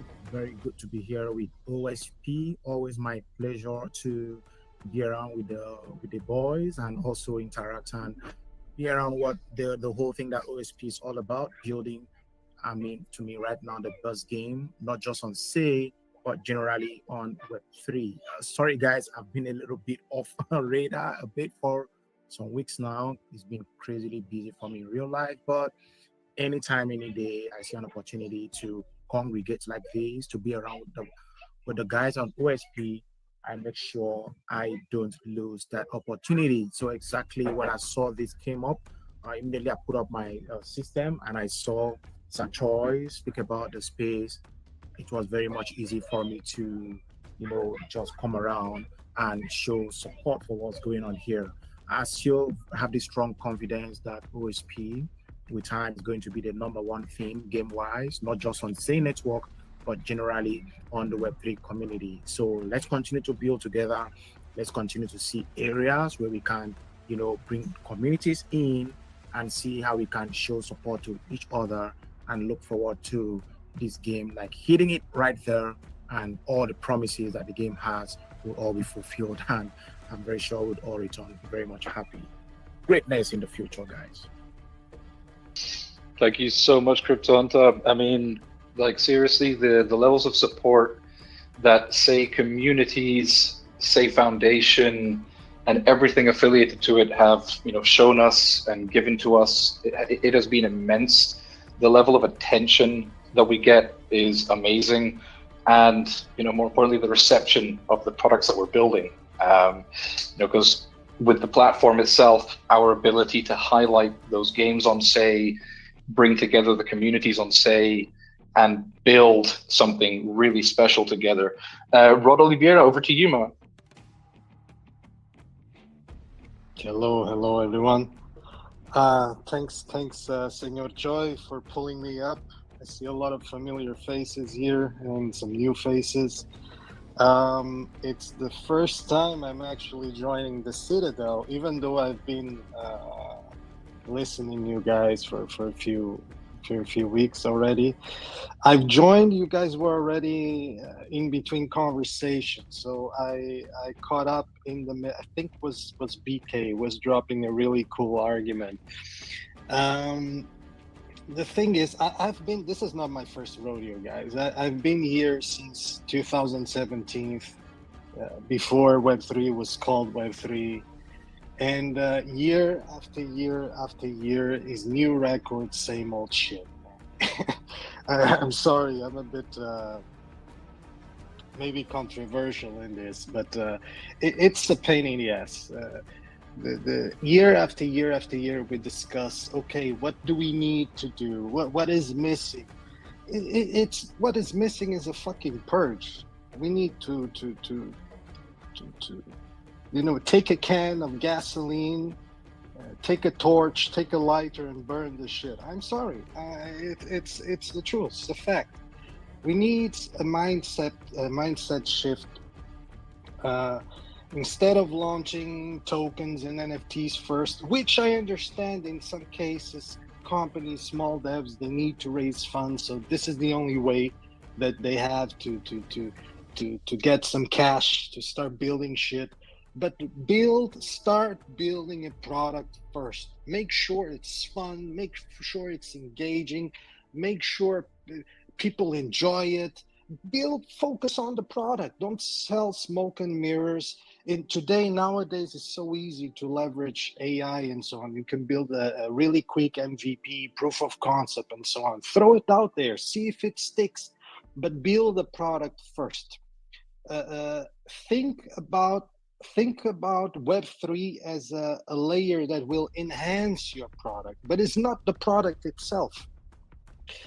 And if you're thinking about the economies, again, if this was not clear, focus on product first, focus on the game first, build a cool game that people want to play. But then, of course, at some point, you will need to think about the economy of the game. Focus on an economy that is built for players, not speculators. If you start designing your monetization and around hype and around quick flips, what are you expecting to get? What kind of community are you guys expecting to build? Of course, this will turn communities into exit liquidity and kills the trust. And whoever is out there, I mean mainstream, they are paying attention. We are plagued with scams, with extraction, and many other shits that kill trust. So devs should focus on utility. They should focus on the rewards. They should focus on long-term retention loops, engagement, involve their communities, and so on. Build healthy communities around the cool game, and so on. Think Web 2 first. Then other thing, and I promise I'll finish the monologue. I think it's about transparency is another key piece that I think it misses constantly. Players, users, whatever you want to call to your community, they will forgive your mistakes if you are open and honest, but they won't forgive, for sure, they won't forgive being misled. And the same goes for commitment. You need to ship, you need to focus on shipping, updating, and sticking around. If you celebrate your victories with the team, celebrate your successes with the team, but if you fuck up, be honest, be upfront, talk with your team. Look, we fucked up, we were expecting XYZ, but shit happens. They will be pissed off, but they will have your back, they will respect you after a while, and they will respect you even more if you are upfront, not hiding behind the scenes. Okay, we did shit, now we disappear. This can't happen. And finally, last but not least, we need to focus on, I think we are getting better at it, but I still see a lot of basic mistakes on gaming accessibility and appealing to a wide audience. When you need to go through hurdles and through hoops to play a fucking game, something is wrong. So you gotta focus on onboarding and then removing jargon and all that jazz that people know that is great for Web3 native people, but is not so great for mainstream audience. And make the ownership, the Web3 component, again, make it as an enhancer, make it as ownership. It feels like it's a natural perk, not like a chore. And if you do that, if we stop being speculative and we start being a bit more serious about on these topics, maybe we start becoming a legitimate evolution of gaming. Maybe. I see a lot of Web2 companies, Web2 developers, they are already dipping their fingers and extending their tentacles into Web3. Of course, they smell the cash, they smell money, and they are around. There's definitely an opportunity here. We have technology, but technology don't sell fucking games. People don't give a shit about fucking technology. No one cares. I'm sorry, no one cares if this game is in Unity, I will play it. Since when you ever heard of like a player saying, I will play this game because it's in Unity or in fucking Unreal 5 or whatever? No one cares. They care about, I will play this game because it's fun, because I'm a fan of this franchise, because I dig the narrative, or because I'm a casual player and I like to tap and have the quick adrenaline rush, a quick reward, a quick endorphin. That's what people care about. Having fun, spending, burn some time. So build your products with thinking about. Do you know those books? Those yellow books, they're really funny. It's called Something for Dummies. So there's build something for dummies, marketing for dummies, game design for dummies. Build a fucking game for dummies. Build a game for dummies. Build a game that is fun, that is addictive, that you focus on the narrative or the graphics or whatever the fuck turns you on. But build a product first, and then enhance your product with Web3. That's it. Yeah, I mean that is what crypto brings to the table. It brings a value layer to gaming, and it should be applied as a value layer. You know, from our side, when it comes to transparency and sharing the successes and failures, it's hard not to when you live stream development on a daily basis. Funk is up there on live stream literally every single day with everything that is happening. And yeah, we're here for the value component and how economies can be grown and expanded upon, where it is game first and the economy element is something that is player driven, asset driven. BK, your hand is going to fall off. Over to you. Hey, I just really quickly don't want to change subjects, but want to give a shout out to Charlie Kirk and his family for their loss yesterday. And I apologize on behalf of all Americans. for the way some people acted, you know, after the death of this young man. It's disgusting, it's abhorrent, and it's kind of embarrassing to call myself American with the way that that you know, people in my country act. Sometimes it's just atrocious, and they just don't realize that the governments, they're all together. They just want us to separate, and when it comes time to separation, it's all about duality. You know, if I can say I'm on team red and you're on team blue, that's the best case scenario for them. You know, so please wake the fuck up. The government's all the same. Republicans, Democrats, they're all the fucking same.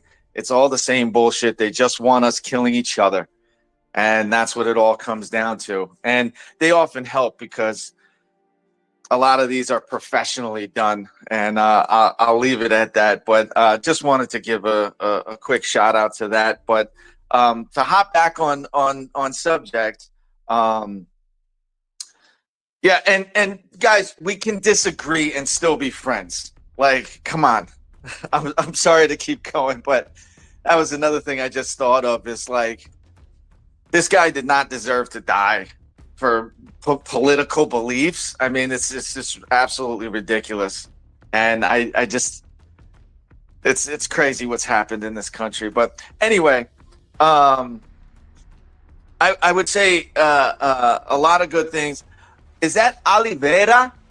Would you happen to be, Rod, are you Portuguese or Brasileño? I'm Portuguese, brother. Portuguese. Ah. Well, half my family comes from Porto and Almeida. Brother, that's my second hometown. Ah, beautiful. Even though I live in Germany, but my second hometown is Porto. Yeah, yeah. Ah, Almeida. Yeah, the my mother's side of the family is all Da Silva, De Almeida, etc. And I got some family down in Sao Paulo. That's the beauty of Web3, connecting people. Let's get in touch, brother. Let's get in touch. I gave you a follow. Let's take the convo separately. It's a pleasure, man. Yeah, pleasure's mine, brother. Yo, Zinti. Yeah, I would say. Oh, sorry, BK. Yeah. Oh yeah, no. I was just gonna say real quick. Actually, on topic. I think what Rod said is very important, and to kind of like put it in business terms, you have to know your demographic, which in turn you have to know your archetype, right? And create a brand voice to speak directly to that audience, you know. And I think the reason why a lot of people still say use Web3 as a moniker is because that's where they're getting the funding from. Right, so they're almost compelled to always put a Web3 in front of, like, Web3 coffee house, right? Well, would their token sell if they just said it was a coffee house? You know, that'd be an interesting experiment. You know, the labeling of the Web3, I think, is just because that's where they raise money. And when it comes to gaming, I think an interesting conversation to have would be incentives versus rewards, because incentivizing someone doesn't always mean like give them money. You know, like I think it was Cynthia said, skins. You could incentivize by offering them skins or in-game stuff. It doesn't always have to be money. So I think that would be an interesting you know, debate to have is incentives versus rewards. You know, what's better? Because I think we can all agree Web 2 doesn't need money. I mean, that would be cool for them. But I mean, I keep seeing them buy Madden, you know, 2046. They're going to keep buying Madden, you know, and they don't care about if Madden is going to generate them money or not. You know, so it's very, very interesting, and I can't wait to see how this all turns out. But I think when Web3 gaming will succeed is when it's no longer called Web3 gaming and it's just called gaming. That's the thing. Just build for players. Build for players. Zinthi, enlighten us, brother, on your stance on Web3 gaming, crypto gaming, or just gaming. Bro, I don't know what to say to enlighten. I'm not that smart when it comes to these things. But also, my last conversations I had with funding and all these things in Web3, specifically focused on gaming. I think it's, I'm not thinking, there was a recent study that they published on some platforms that shows that the funding on Web3 gaming is basically getting increased and more interest is showing by investors and all these things. But the fun fact is now gaming is not playing only as gaming, seems like BK mentioned, when it comes to Web3, is it enough to mention it's a game? Because we have two segments, you know, rather respect that your take is on, but also when it comes to Web3, when we are raising funds, we have to also segregate, like, if it's a Web2 game, let's say one big Web2 company, not the indie studio, one big Web2 gaming company, which is trading their stocks on stock market. The users are not actually playing with the direct asset that's basically being given to big boys to play. Big boys are playing with the stocks while the users are playing with the assets within the game. But in Web3, it's different. Like big boys and the small boys are all playing with the same toys. So whether it's a hyper casual game or whether it's a FPS high-end FPS game, they're all playing with the same toy. They are given the same tools to play around, which is the speculative asset, as well as on the other side the in-game skins and all these things.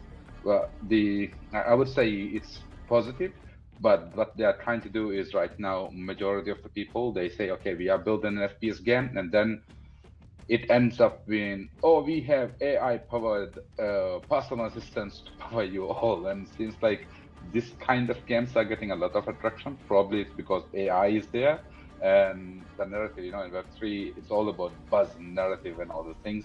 In addition to the gaming, it's getting the AI factor now taken as a buzz, and more people are showing interest on that.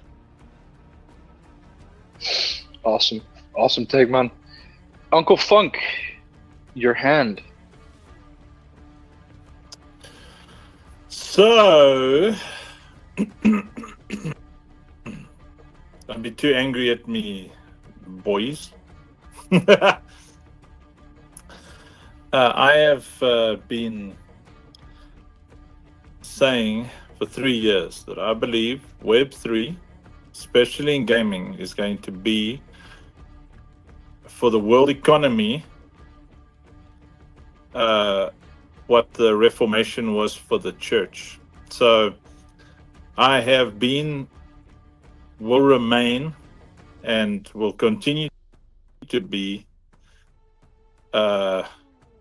unashamed of the fact that we are building a Web3 game. It's actually part of our unique selling points.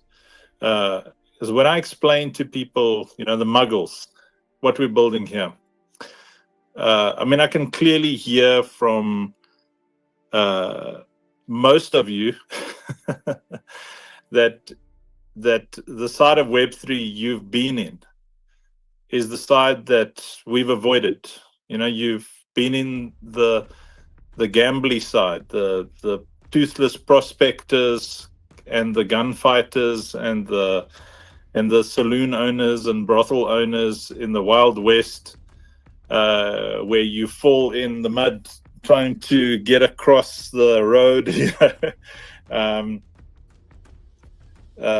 with all the degenery and, you know, scumbaggery and you know, that is your Web3. And you're right in that point of view. But we, you know, the builders of Operation Safe Place and the Citadel, we didn't come here for any of that, because that's basically Wall Street dressed up like a bunch of weed smoking hippies who climb on aeroplanes and get drunk, and nerds, you know, nerds who for the first time get a little bit of coolness, you know. That's not why we came here. We didn't We didn't come here for Wall Street. We didn't come here for the casino. We came here because we genuinely want our players to own the inventory. Everything in that inventory must be theirs. You know, our investment teams, our advisors. Yesterday we had a spectacular meeting with a brand new company that has wrapped their head successfully around the off-ramping strategy. Like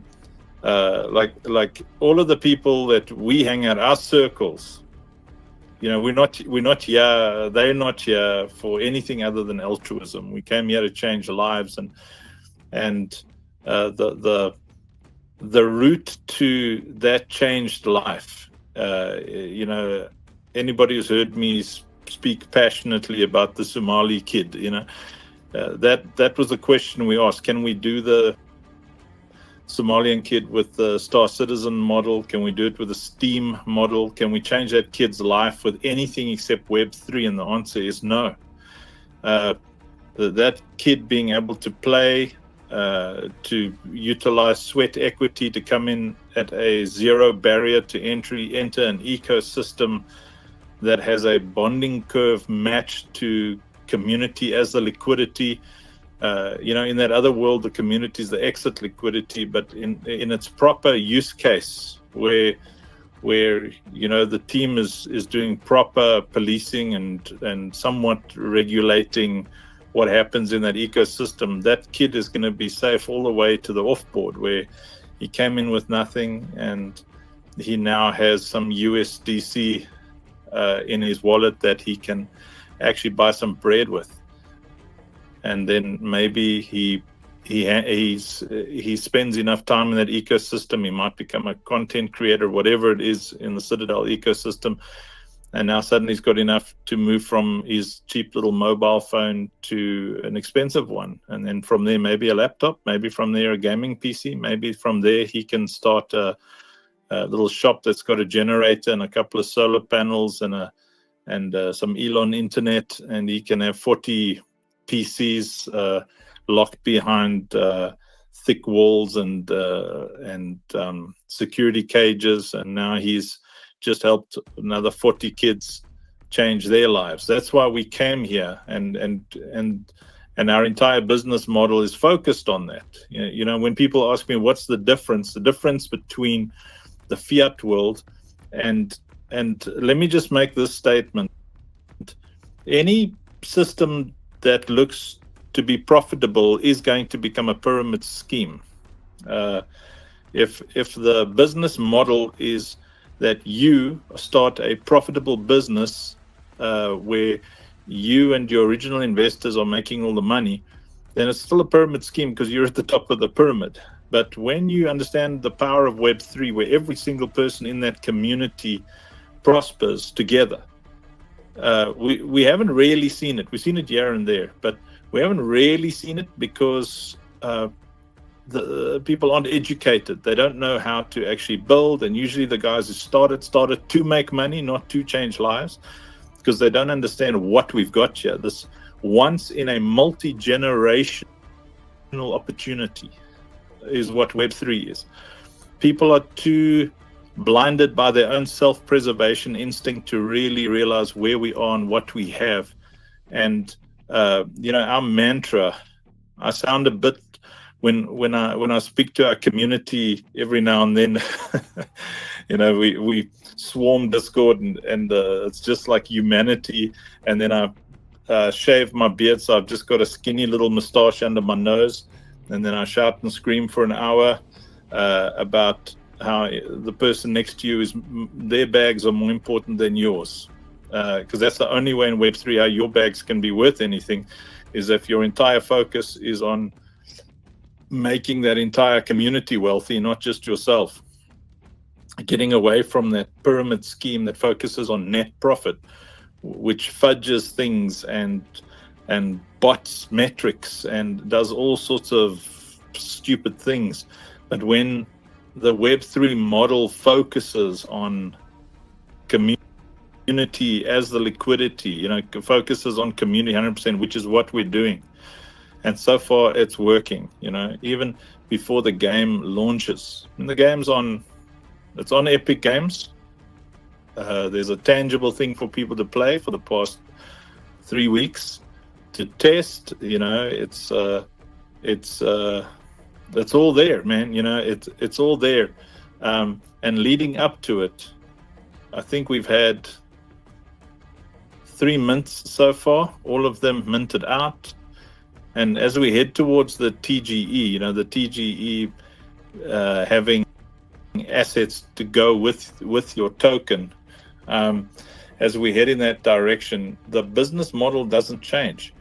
And I think, I always put down a lot of, my stream of consciousness is a bit wild lately because we're busy with so much. But the only shot that we have at the real life changer, where the gamification of everything, the gamification of education is possible, the gamification of work is possible, is the Ready Player One model. And the only way we're going to get to the Ready Player One model is with Web3, because Ready Player One has real tokenomics. If you've read the book, if you've you watch the movie and you understand, like, those people are making a real living. They're earning real money inside those games, and those are the equivalent of tokens. It's the equivalent of NFTs and tokens, because those are real world, or they're digital assets with real world worth. So what we strive to do within the Citadel, especially within the Citadel ecosystem, is the education side. And that's what we do with our OSP community all the time, is educate, try and rescue people out of that casino, out of that prospector mentality, like sitting there, with your 4 leftover teeth biting on this little gold nugget that you found from a quick flip, when all you had to do was stick it out, stake that claim, work with your neighbor who also staked a claim, figure out how to help that guy do well, because you're going to do well. Try and get some law and order, so that when the big boys arrive, and the big boys are arriving, they're trying. They don't know how to arrive yet, but they're going to catch on soon. And all gaming is going to be Web3 gaming, all of it.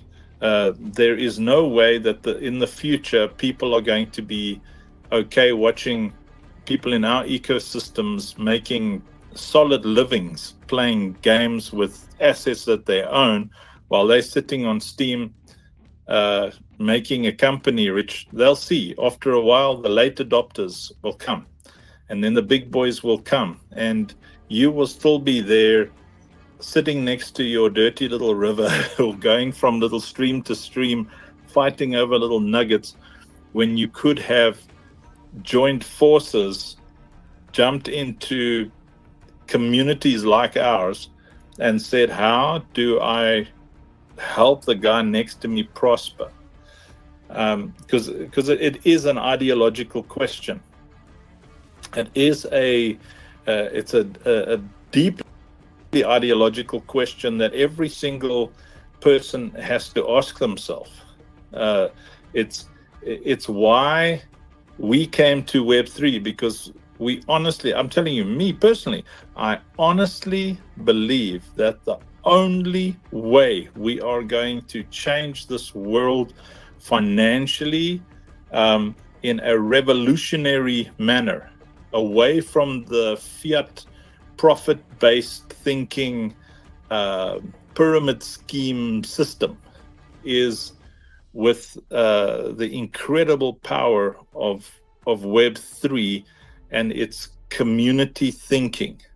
So one day I think we'll dedicate an entire space just to explaining the power of economies of scale. But if you grasp the utter economic power of what Web3 is as an altruistic machine, it'll become a religion for you. Go for it, BK. Oh yeah, man. I mean, look, when we were building in Web3, one of the biggest problems that we faced and encountered, and not just ourselves, but what we've heard from most Web3, I use this word lightly, companies, was there's no cohesion. And it's dog eat dog, and everybody basically out for themselves. And in the public eye, they spin this beautiful picture of we're all one community in Web3, and we're all kumbaya, and like blah blah blah blah blah blah blah. And where you see the real aspect of Web3 is in the tribalism between chains. Right? Not just with the community members of each of these chains, but to a larger degree, you know, even in the boardrooms. I mean, we've had the privilege of speaking to a lot of people high up in all of these arenas, if you will, and they all say the same thing. You know, it's all just a big bullshit money grab. So what Funk is saying is 100% correct. Is like, I think this is something that's going to have to come out of the community, because we face the same exact shit in Web 2, where we have a ton of businesses. Now, we're actually a business that actually helps small businesses grow for free, right? And when we say we help small businesses grow, it's not just to make it like a feel-good PR moment. It's what the fuck we're actually doing, you know? But we experience, it's the same exact shit in Web 2 that's going on in Web 3, where it's all these people have these feel-good PR statements that they make, and then when it's behind the scenes, it's like, yeah, fuck them, you know? And that, it's almost like, and I dislike saying this, but like the true vision of Web3 is being lost, ladies and gentlemen. Like, Bitcoin's already gone. Bitcoin is gone. Like, wrecking the Fed and going against the banks, that's all gone for greed. Bitcoin is done. I don't care what anybody tells me. I know the finance markets. I know what's going on. You got Michael Saylor, like I said before, selling you paper Bitcoin. Do they ever talk about non-custodial wallets? You know? So it's going to be up to people like Choice, like Zinti, like Funk, you know, like Jason, everyone on the Warp team. It's up to you guys. You guys are like, seriously, big pun intended. Shout out to Big Pun. But big pun intended, you are the resistance. You are the last of the real. Seriously, it's that serious, you know, because guys, while we were all having spaces and stuff like that, fucking Wall Street snuck in. They snuck in the back door while Jamie Dimon's on CNBC telling you Bitcoin sucks. He's buying it. He was buying it. You know, and we let him in. We let him in. Is anybody in crypto having conversations about the Federal Reserve and abolishing the Federal Reserve or the Bank of International Settlements? Does anybody talk like that anymore? Or is it like, or is all this shit on the timeline you see now, this is going to go up. Get this, it's going to go up. Get this, it's going to go up. Like, the original mission is gone. It's pretty much gone. The only thing that gives me hope is people like you guys, and I'm sure there's some ladies here too. But that's the only thing that gives me hope for any of this Web3 stuff is projects like this, and people who think like Funk does, and Zinthi and everyone up here, Rod as well. Crypto don't know you that much, and Mr. Console don't know you, but if you're here, that's enough for me, because these guys, reputation precedes them. But you guys are it. I'm telling you right now. I was in Web3. I still have a foot in Web3, but you know, we're building more in Web2. But damn, you know, coming back and looking at the way that, you know, the state of the markets, and we see on LinkedIn, you know, crypto's coming over to LinkedIn because now you got these big banks and shit making money off of Bitcoin. So of course that's coming over to LinkedIn. You know, and that's when me and my business partner Easton, shout out to Easton, he's in the at the Ohio Small Business Council, because we partnered with the Ohio Chamber of Commerce. So shout out to Easton out there. But me and Easton just sitting on LinkedIn like, damn, where is this going? What happened? What happened to the original mission? You know? So love to see it, guys. Love to absolutely see it. And I'm telling you right now, however morose you might think the statement is, you guys are it. You guys are, look around. Look around. Tell me who's doing shit like these guys are. You know, not too many people. Not too many people. So I'll just leave my podium rant there. I love your rants, BK. It's good having you back, my man. I gotta say, I think that when you were mentioning, you know, people is supporting Team Red or Team Blue or X or Y or Z chain. I mean, we have funkies on AVAX. We have the funk doctrine on AVAX. We have the game and the Citadel on Say. And I am part of the AVAX Team 1. I have been running events for them at esports. I do not affiliate myself with a chain or let them own my soul. I use the tech where it's good and uplift what's good coming from any side. I don't mind if I'm talking to someone who owns an iPhone or an Android, as long as the conversation is good. I think that that's a very good analogy to put this together. Choice, I care about the people that's here to build long term. Choice, imagine if all the blockchains work together. You know what I'm saying? Like, imagine if these people all work together.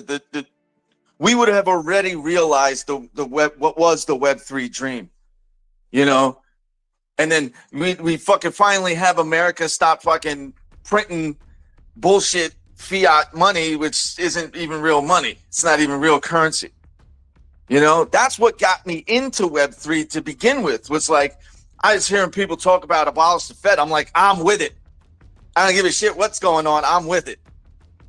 You know, because that's really what this was supposed to be all about. And to get into these rooms and hear these large, like, and these are, I don't want to name names, but these are like very big people in the space, you know, and they're telling us like, yeah, we went to this conference and like, if you weren't on Team Ethereum, you couldn't get anywhere in the event, or if you weren't on this team or you weren't on that team. Me and Easton like, what the? You got to be kidding me, you know? But yeah, it's really weird. And I mean, we had one of our last meetings was with a, I know if I say what it is, it'll give it away, but it was a product that was supposed to get normies into crypto and start using crypto. And oh shit, I don't. They basically we asked like, what about businesses? What about the business side of things, like introducing, you know, crypto through businesses? And basically they were like, nah, fuck that. We're gonna go with the consumer. And it's like, well, you realize a lot of the things, almost all the things that get introduced are usually through the business, you know, through a business. And that would, to me, that would be the most logical path to adoption, would be to have the businesses adopt first, right? And then just say, hey, here's a little interesting thing you can do, you know, and then use incentives once again to incentivize the customer to use crypto, because there's currently no incentives to use crypto at a store, you know, because they're not really lowering the fees. They're not really doing anything for the business to want to use crypto or accept crypto, you know? So it's just a whirlwind, and you see all the partnerships. It's like so cringe, like Coinbase partnering with banks, and like I think Coinbase, and I could be wrong, ladies and gentlemen, I could be wrong, but I'm pretty sure Coinbase is holding custody of BlackRock's Bitcoin. But I could be wrong on that. But it's just like what the hell? What the hell happened? You guys are it. I'm telling you right now, you guys are the last of the Mohicans for real. And we will not surrender. That's the spirit over here. Alex, before you take cover, I wanted to give a quick shout out to Rud for working with Sura Gaming. I think that's an amazing community, really strong on South America. A lot of Spanish speakers and Portuguese speakers for sure over there. So kudos on that, Rud. We got to chat to see if we can run some game nights with the Sura Gaming fam. Other than that, I wanted to quickly pass the mic to Mr. Console. I don't want him to feel like he's left behind. I know he's enjoying the conversation, but our community loves his voice, so I'm going to pass him the mic to say hello, bring up some of his thoughts on this conversation that's going everywhere, but I love it because our spaces on Thursdays, it's pure passion. It's organic passion. Like, I didn't even need to pop questions for the conversation to be interesting, and I love it. So, Mr. Console, I'll pass you the mic, and then I'll let you drop it to Anx. Thank you, sir. I was listening very keenly. I'm a panelist amongst panelists that I consider senior minds, my seniors in the space. To be honest, I believe both point of views that have been raised hold ground and have their own pros and cons. One side of the argument, at least from how I heard it, is the adoption is not going to be full. It's going to be maybe Web 2.5, as we call it. And on the other side, and I agree with this thought as well, that eventually all roads lead to the Citadel. I love that slogan. And to be honest, my real thought here, if I'm allowed to also just tangent on what I'm passionate about, is user acquisition. Today, it occurred to me very strongly that that's the real fight we're fighting. That's truly the battle. I'm competing, you're competing, each and every technological platform is competing for. User acquisition, getting the user's attention, driving from capturing attention to conversion. This is truly the real fight, right? Yes, some may not care about the technology, others will be extremely intrigued by the technology. At the end of the day, we need that user in. Doesn't matter what our philosophies are. We are not going to run businesses. We are not going to generate revenues without users. And this is just a thought that I've really been thinking about strongly, especially as I've launched my own school community, which I hope to monetize essentially and eventually. But that's the real battle. And that's the real dragon we somewhat have to look and stare directly into. Yes, the argument can be build good products first. Yes, the argument can be that tokenomics in Web3 matters because of the climate of crypto Twitter. Whatever it is, to the core of it, it's getting the users in, building organic communities. So I'm really enjoying this discussion, Sir Choice. I'm also in the background just taking care of a few things that I happen to have a little free time during my nighttime to take care of. But the underlying thought is whatever has been said, whichever angle has been attacked, the underlying thing is getting users. And until we do that, we're really just talking to ourselves, whispering to ourselves, affirming our own beliefs, confirming our biases. Until we do that, I think we are gonna be stuck in the same chambered ecosystem. But with all that has been said here and with the visionary thoughts that I've had, we are looking to attack this problem head on. So cheers. I was not feeling left out at all. I actually like listening. It's something that my community would find very strange of me to say, but I speak less. Even in person, I'm very just observant, calm, and I listen.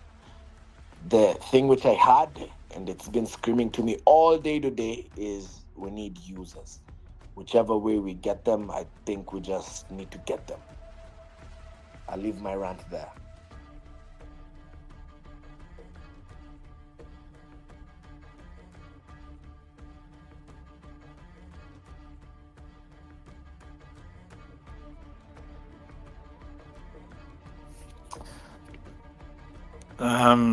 Wait, Baba Tunde's here? I think if we're gonna go down the last of the Mohicans route, I'm more excited to say first of the Mohicans, because the Citadel, the Citadel. Once when the platform is ready. So for those who are not sure what the Citadel is, it's our everything destination. So it's if you had to take a Steam and mix it up with Launch My NFT, with Arena Social, with Magic Eden, and with Discord, and you put them all in a pot. So remember, with OSP, we started out with the goal of building the game-wise. We wanted to build everything we love about games in one game. So when you ask any of us who are building the game, any of the devs, what's your scope creep policy? And our policy is yes. If it's cool, it goes in. That's why it is a third-person tower defense. It crosses over to mobile. We added climbing and parkour in the damn thing because it's cool. And then I even put farty mushroom jump pads in because my kids like it. It's our game. We get to do what we like. And in the same way with the Citadel, the goals, everything that we need to build communities, to monetize creators properly so they can be tipped with NFTs, they can be tipped with tokens. Any clan can launch a clan token. They can launch. We've got.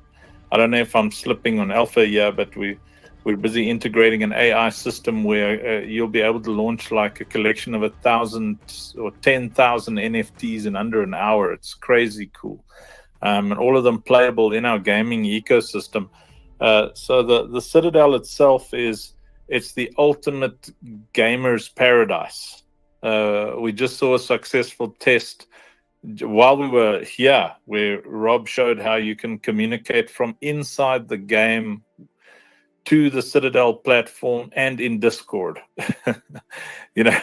So people in Discord general chat will be chatting with people in game and on the Citadel communication flow. It's like everything we love about communication all in one place. And every single game that we've spoken to, every single emerging disruptive technology that we've spoken to, everybody wants to be on that Citadel, on the platform itself. So when you explain to people, listen, the principles of the Citadel, like if you're on there, 10% is going to our NGO. I resigned from directorship on a pretty fast growing and lucrative Web3 company because it's easy. If I want 10% of whatever I'm involved in to go to our altruistic, to our NGO. It's the only reason I came to Web3. We've got an NGO on the ground that's doing cool things. I like to put money where I can see it spent, and we explain that to people, and they don't flinch. They're like, yeah, that's cool, let's go. Because in general, people in Web3 just want to take care of their families and their communities and the greater communities, and it's the dream, you know. It's like a fantastic dream. So imagine a good 60 to 80% of all the Say games being on the Citadel, and then all the games that we speak to will happily switch over to Say just to be on the Citadel, because initially that's what we're going to need. We're going to need people to be on Say, because most of the other chains are slow. You know, they're good for NFTs, they're good for tokenomics, but they can't handle an ecosystem where there's literally millions of NFTs. So having a platform that people are so hungry for. The two big things that are really a problem is the on-ramp and the off-ramp for everywhere, and we've solved both those problems. So you know, your players can come into your gaming ecosystem. There's all the non-custodial wallets or custodial wallets. It's up to you. We'll train you as fast as we possibly can when you enter that ecosystem, so that you're not at the mercy of the scumbags and scammers. And you know, we've got AI running around as policemen, because we're generally angry. We're angry not just at Web3. You know, we're angry at the demonic Moloch-driven freaking financial system in general. It's and you can't even really legitimately be angry at greedy people, because you know, like if the general, you know, like us religious types, we call it the power of the air. It's the dominating ideology which creates like almost entities, you know, that dominate groupthink. So if the power of the air, that dominating ideology, drives you to a place of self-preservation instinct where you believe in this myth called lack, you know, you believe that lack exists, then you will produce individual lack in the people around you. But when you're in an ecosystem of abundance, where you see, okay, well, there's enough water, you know, there's more water under our feet than there is in the ocean, and the water under our feet is all drinkable, you know. So if in Web3 we have found like taps to this drinkable water that's under our feet, I don't know if you knew that there's more drinkable water under the ocean than there's water in the ocean. It's like crazy how much water is on this planet.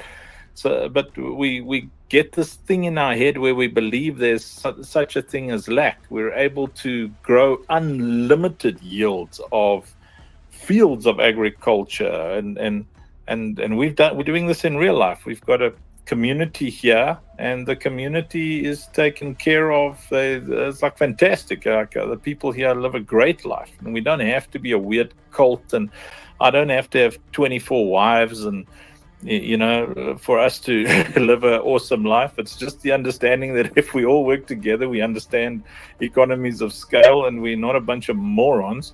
You get to live a fantastic life. Now imagine a digital version of that, which is why we called it the Citadel. It's a literal, a virtual city, you know, but it's represented, you know, on your phone in whichever way we can put it there. So that's why I'm saying, you know, like us being the last of the Mohicans, a great comment, BK, very, very complimenting all our chats on the different platforms. People are very happy, you know, about what you guys are saying about what we're building. You just see all the happy little comments all over the place. Look, you know, we're it. And then there's pictures of it, the damn clown. I don't think that's what you meant, but you know, but I believe that all you need is one team to set the precedent, and all of the great people who have been forced underground by the power of the air, by the dominating, negative, strangling ideologies, once they get to stick their heads up out of those holes, man, I tell you, we are going to be surprised at how many altruists are actually silently hanging back in Web3, who came here for the right reasons, but just we're just shut down because the principalities, the alpha groups, these alpha callers, these manipulative, these massive discords and telegram groups of people who manipulate the pumps and dumps. I thought it was a myth, but I saw that it was real when I got approached. People wanting to help us. I thought it can't be real that there's 1,000 Nigerians in a group who will pump something if they're allowed in on the alpha, that there's 1,000 Filipinos in that group, and it's incredible. These dudes, they've got big groups. They do they'll hype something to dump it, and then I was like, okay, so these groups, these alphas, the guys who are in the gamified cabal, all these big people who were successful before they even came here, they gatekeepers of a sort. They don't even realize it, because no man wants to be the bad guy in his own story. But you see that that kind of exclusive club, like Wolfsdale is very exclusive. It's a very cool club, but exclusivity produces rejection. So your rejected folks are all like hiding in holes all over the place, just waiting for a massive inclusivist system, which is why democracy and capitalism are so powerful, because they're inclusivist. So if you have this mega they're called meritocracies, which is really what modern democracy is. You've got in Web3 finally you have a true meritocracy that kicks in. That it'll spread like wildfire. Everybody's just waiting for a successful use case, and then it'll make what happened in 2018-19 look like it was Pauperville. It's like I can see it. I can see what's about to happen, what's about to come. I'm a planner. I plan in decades. Everything. I'm 51 years old now. Every 10 years or so, I hit all my life goals. So like this one, I've seen. I committed myself to this for 18 years, and I did it because it's the only. My new obsession is to build $1 billion company, and it was the only place where I could see this becoming a reality, or rather $1 billion community. And the only place I could see it becoming a reality is Web3. So I think what we are all about to see is absolutely incredible. Welcome on stage, whatever man. Oh shit. Yo, first of all, how do I follow up with that? Because that monologue was crazy. I was like, this motherfucker is going down for like a presidential, like he wants to take over the world. I was like, and I remember why we got along in the summer and the bear market. Some people don't understand, bro. Like we've been around, we've seen some shit. Because essentially what's happened is lately, some people have gained so much, what's the word? They've gained a lot of traction, including myself. Like my account has grown from like 20,000 to almost 50,000, right? And it's just because of this one little thing that caught wildfire. It's InfoFi and all this crap, blah, blah, blah. But the thing is, some of the new entrants, new participants, they forget about all the hard fucking work we've put in the previous years. They always forget that. And I think this is characteristic and typical of every bull market, where you'll always get new people that will come in and they don't have a single clue of the years before, because they just see like, oh wow, you're a big account, and it's like, oh, but you don't remember the hard days when I wasn't a big account, the days when I would post something and get no engagement, the days when I did it spaces and there was fucking 5 people in this in the spaces. um even Sir Choice hosting the space, I was like, oh shit, this is crazy. I got connected with Sir Choice like even when he was a baby account. So for me to see him hosting it, I'm like, ah, this is what I love, bro. So first and foremost, salam alaikum, my brother. I love you. I miss you. I love you. I miss you. I had to respond to uh Uncle Funk because bro, the way that he welcomed me was just insane. I was like, "Oh, I feel special and I haven't built shit. You know, I'm not building anything." So, I appreciate you, man. And to be quite honest, um we need a catalyst. We need a catalyst. You know, I'm massive when it comes to gaming. I'm slightly younger than you a little bit, but I'm older than most people here, which is totally fine, right? And I think the cool thing about being older, and I don't know if this was technically highlighted, and I try to highlight this a lot, is when you're old, you've seen technology do so many evolutions. Like, bro, we've seen PCs the size of like a fucking room. Okay, not really. You know what I mean, though. Like, we've seen big ass PCs run stupid games that basically made no sense. The graphics were shit. To then go to 3D, to then the metaverse, and some people don't believe it, but until like GTA 6 goes out and say, "Oh look, we have a marketplace," and that's going to catch the crazy wildfire. So like if you guys are here building even on say that's what you're building on, right? I think. Yes? No? Yeah, okay, cool. See, I was trying to follow along, man. I came in like tail end of the show, but I tried to connect the dots real fast. Um it is a good place to build. And I personally believe Web3 gaming is the future because, and this is the hard one, quote me on this, okay? Um because it was the past. You see what I did there? It was the past, so of course it's going to be the future. And if anybody in the audience is too stupid to understand what I just said, I'll say it one more time. Web3 gaming is going to be the future because we always go back to the past. We always go back and say, let me see how much I can evolve from the shit I already know. Let me go to my toolbox and see what I can use to build something. Let me go to my network and see what I can create or whatever. So the pioneers, they've already given us these gamified experiences. Whether you want to believe it was Sega or Nintendo, we all started there at some point. And then we've seen these things evolve to something called a PlayStation.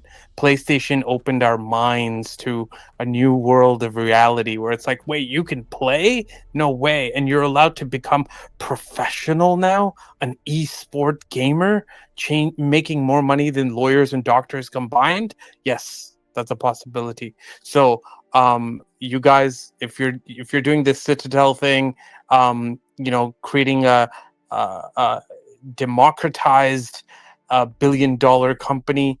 Ooh, I like that. For gamers, by gamers. That's the one. Oh, guys, by the way, none of this was rehearsed. This is just me being a total geek and nerd. Like, even this is the last thing I want to say too. I'm such a nerd and geek. I'm in my 40s and I've been playing the Pudgy Penguin game because it's mobile. It's in my hand. It's easy. I can play it even when I'm taking a shit, and it's fucking sick. But that creates a flywheel effect of people being like, "Oh wait, so this game is working. They have tradable assets. This is dope. I wonder who else is building shit." So I think you guys are onto something, and I think you have a great amount of intellect and resources. And I also want to give a massive shout outs to Moaz. Moaz is one of my closest and dearest friends in the Web3 space. So the main reason why I came to this space, because obviously Sir Choice didn't even send it to me in my DM or anything. So shout outs to both of these guys. Technically, one is not grifting, and the other one I just have notifications on for. So I just saw Moaz. I'm like, what is this bear doing in this space? And I jumped up here, and then here I am speaking like a clown. But that's gaming. Let's go.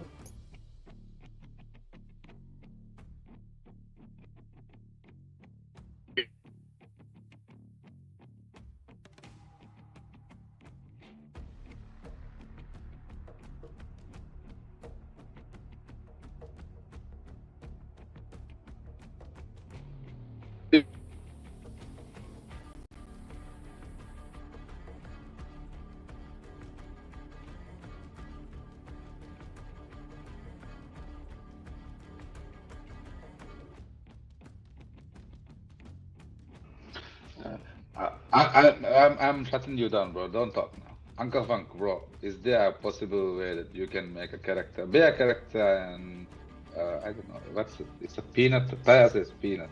No, squirrel. A squirrel character in Citadel.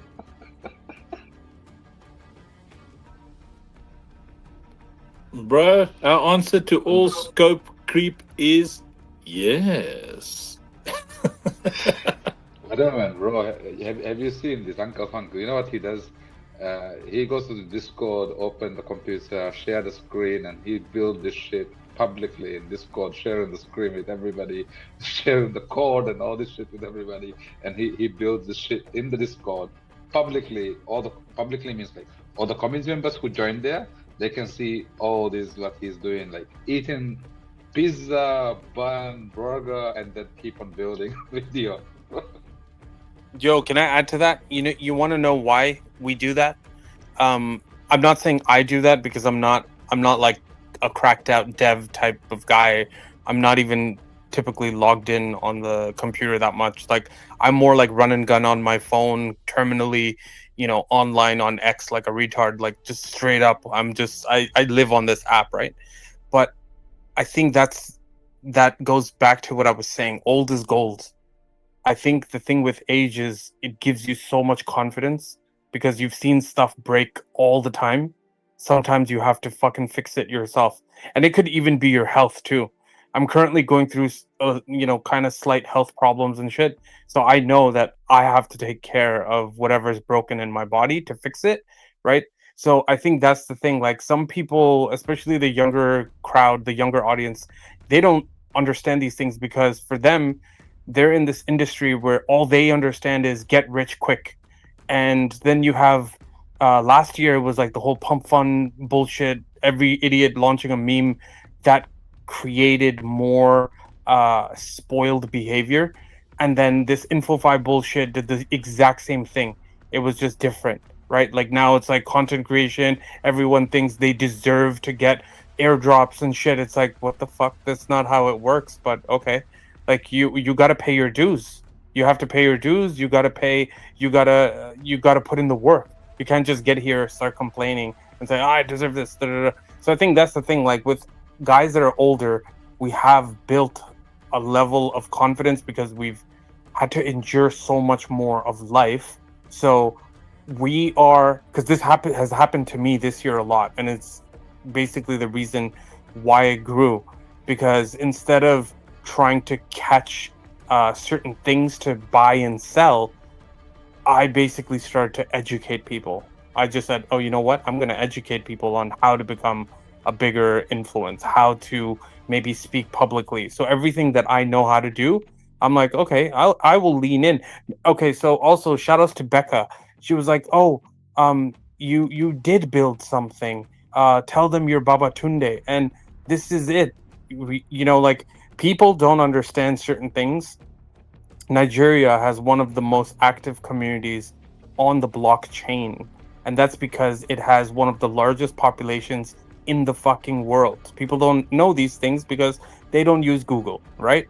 So it sits at number 6 or 7 in terms of world population. That's just numbers. And then because of their government, and their government sucks, the people run towards the blockchain because they can self-govern. They can hopefully, unbank themselves and stuff. They can basically find these opportunities and all of that stuff. So now you have millions of people that flock to the internet. So last year they gave me Tunde as a nickname, and at some point they started calling me Baba Tunde, and I was like, man, that makes me feel old. So I said, no, don't call me that. Don't call me that. This and that. This year in 2025, I said, you know what? Fuck it. I'm just going with the Baba Tunde nickname because I wanted to embrace that shit. I was like, I'm old anyways. Fuck this. So I'll just educate people on everything that I know. Also want to shout out BK, because BK, Brian, is also one of those. He's one of those people that gives me that energy where you gotta bounce off people, right? Like if you don't have people to bounce off energy from, you have dead conversations, because then you're just talking to yourself. So also shout outs to BK, because every time I was pulling into my house just now when I first started to listen to the spaces, and I heard Brian talk about BlackRock and like Bitcoin, and I was like, this guy just understands, man. He's reading the news. He knows what's going down, because they it's not decentralized anymore. But I'm not gonna. Okay, I'm gonna shut up now. I'm gonna shut Yo, up. what's up? Can you Yo, hear me? Giorgio, welcome to the stage. Hello, Habibi, we hello. can hear you. I wanted to Yes. say Lil Tunde, but you gotta make some rap songs. Wait, you called me Little Yeah, Tunde? Lil No, Tunde. it's Baba Tunde. I said you gotta be a rapper, to call you Lil Tunde, but Baba Tunde works well. What's up? I've been trying to speak for the last 5 minutes, but I was facing some connection issues. I just wanted to say, whatever, man, I like you, bro.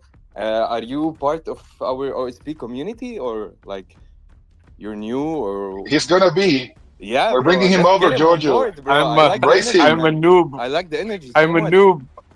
No, you gotta come on I'm a board, noob. bro. I You just gotta got join here. our family, bro. Like your energy is great. I love it, bro. Like you speak and you do not stop, which is good. Like you're not saying I'm the OG yapper. the OG after, man. Look. I'll be honest, okay?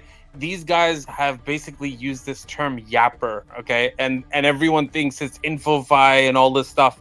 And I'm like, bro, I am probably the guy that basically accidentally inspired the term, because I don't shut up.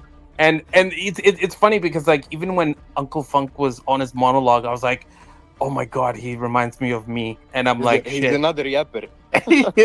He goes on, but it's great because and the thing is, like, when you have a lot to say or you have seen a lot of shit, it's okay to throw down a book. You don't always have to throw down just one sentence. I hate sometimes when, okay, I'll tell you this, anybody that is in like into content creation, even like when I post something and I'll ask a question, it's an actionable tweet, an actionable post, right? Like if I talk about Web3 gaming and I'm saying, what do you guys think? Do you guys think we need Grand Theft Auto 6 to come and create the euphoria for Web3 gaming? That's a question. When people give me 3-word answers, I'm like, I know you're smarter than 3 words, bro. Like, why don't you just give me a paragraph? Tell me exactly what you truly believe, because that creates an emotional connection.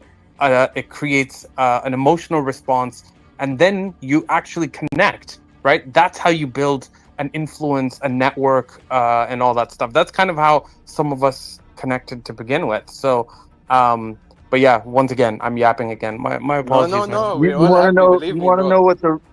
You want to know what the real alpha is? Is never hold a spaces with me, whatever, Zinthi and Funk, unless you plan on that thing going for like 4 hours. Well, Never. can we do a space with you guys every day? It's nice, Yo, Like I swear we used to do that in the I'm bear having market. a lot of fun hearing you guys speak. I swear to God. Now, Giorgio, you gotta let whatever man, which is another brother, let the Habibi know why he has to come to our community and why he's been sleeping on it for so long. And then we'll let Mr. Colso give some shout outs too. Wait. Why have you been sleeping on it for so long? Like, how long have you known about this? Oh, I community? have an answer for that too, by the way. I'll tell you, okay? Moaz will know this too. How long have Yo, you known? because I'm old, okay? You're not older than Uncle Funk. Oh yeah, I'm getting there. I'm getting there. No, but true. This is the other thing too. This one is important. Okay. As time progresses, we're no longer in a speculative market. Okay, 4 years ago, 5 years ago, 10 years ago, this was a speculative market, which means you could throw money at anything, and you basically have the potential to become rich. These days, how many? Like the whole fucking year, everyone's talking about, oh, when altcoin season, we're crying, we're desperate, we're dying for it. Da, da, da. Why do you think it's not happening? It's not happening because there's way too many tokens in the market, right? There's 37 million or some shit like that. Whereas in the last cycle, there was 3 million. So the reason is There's why no trust. I haven't. Literally. No, it's not even trust. I think it's the attention, right? Like, think about it this way. If I build a game. No.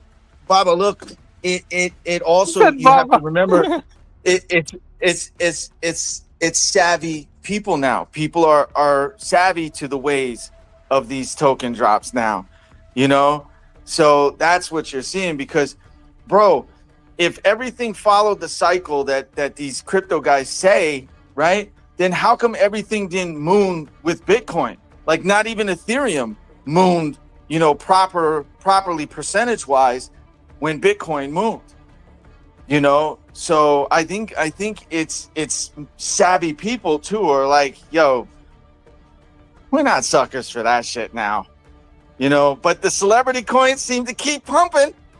I don't know whether they just keep everybody's And they like, oh keep no, it'll getting be released, by the way. Like, Scam. don't stop. yeah. Bro, they're But all Giorgio, scams. it'll be different this time.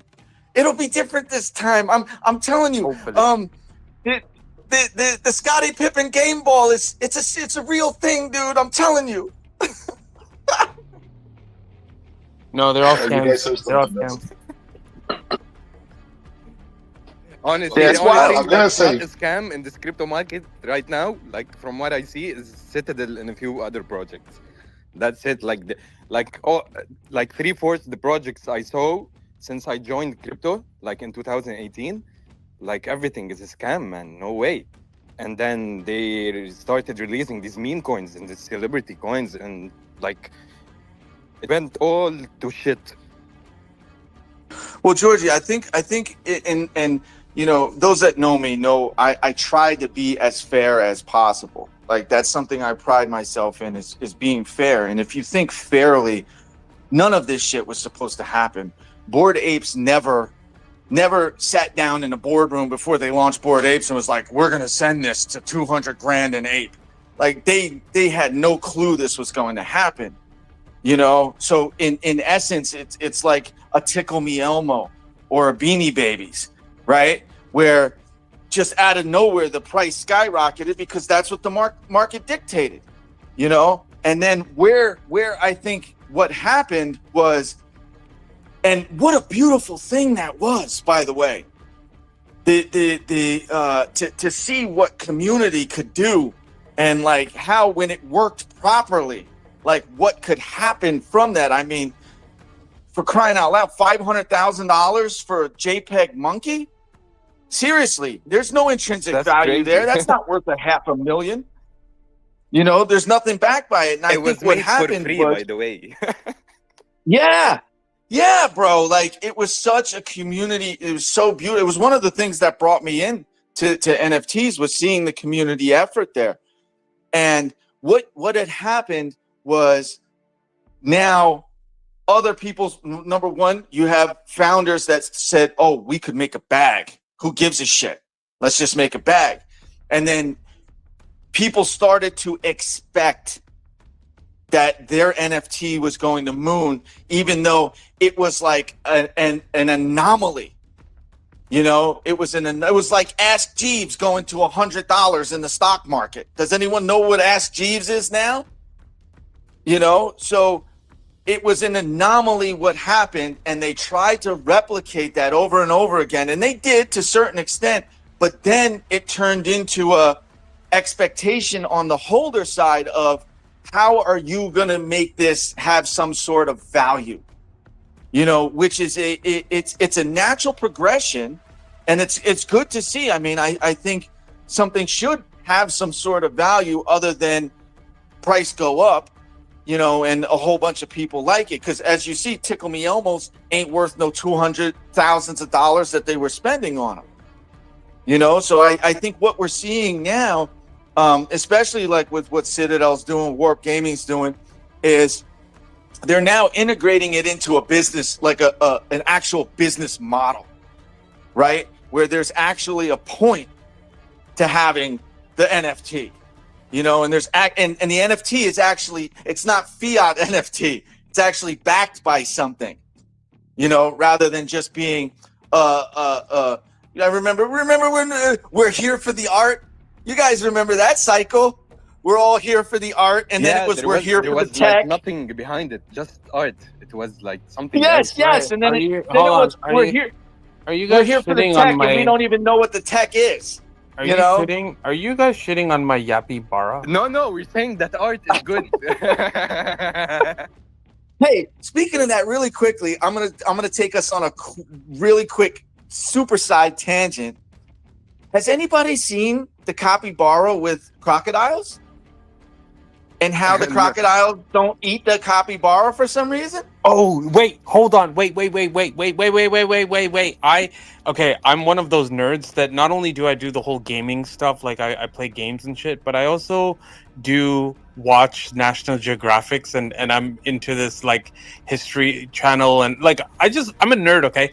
My wife Panda hates that. So I basically watch it when she's not home. But yeah, I do know that. Oh shit. Yo, you know here the other thing too. Okay.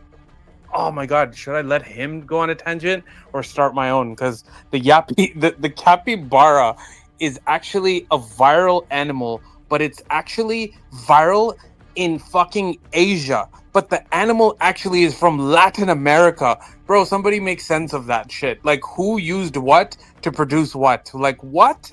Do you see what I'm saying?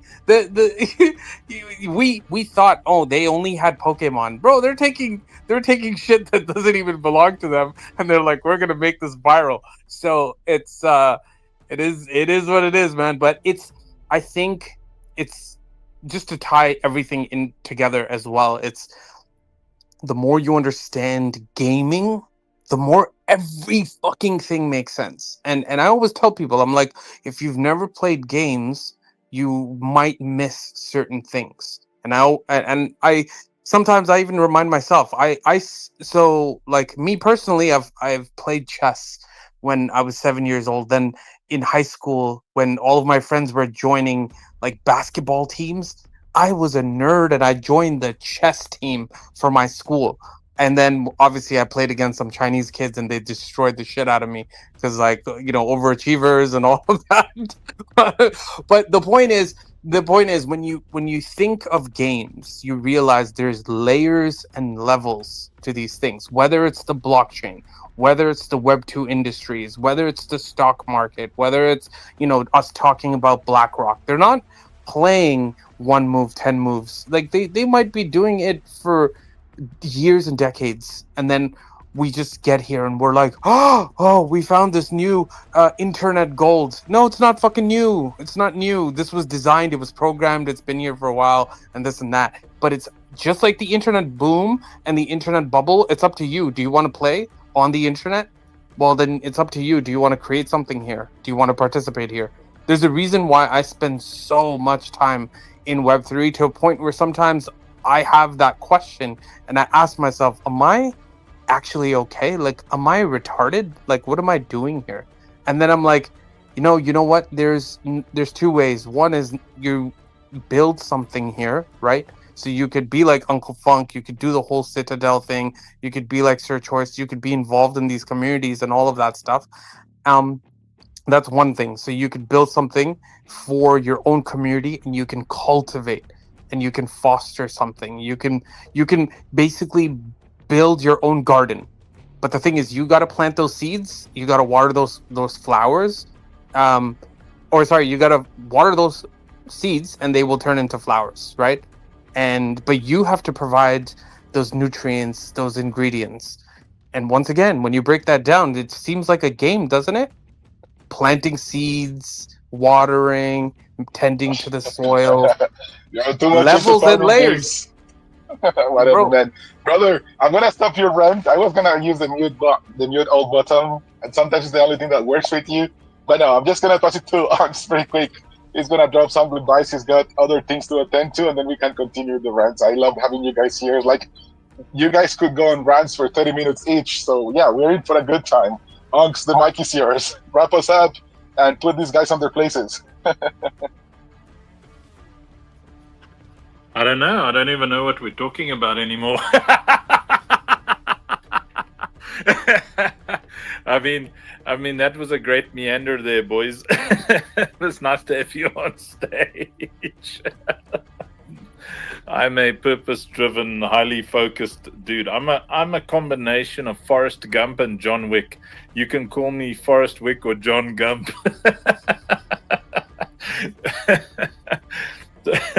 So, yeah, my wrap up is, to our community. Our community's listening. I'm streaming this on StreamYard as well. It's on Arena Social. It's across all the different social media properties we've got. I even had to put up a sign on the screen for the Facebook and YouTube listeners. It says, "Sorry for the potty mouth speakers. Please listen with a forgiving heart." Because usually we're very family friendly. So just again to everybody who's listening, I know we're usually like super duper family friendly. These guys would have been super family friendly if we had let them know. So this is just sometimes the way in Web3. This is where all the there's a reason that they're called degens, boys and girls. This degen is short for degenerates, potty mouth, poop nostrils. But these are great people that we have on stage. They're loving, they're kind, they're generous, they're amazing. We love them dearly. And it was so nice to have Giorgio come up. I mean, Giorgio is like, "Why are you not in our community, bro?" Then you better know the man is the man wants you in our community. Giorgio is my favorite watchdog. I remember back in the days when people used to attack me in my comments. They just don't anymore.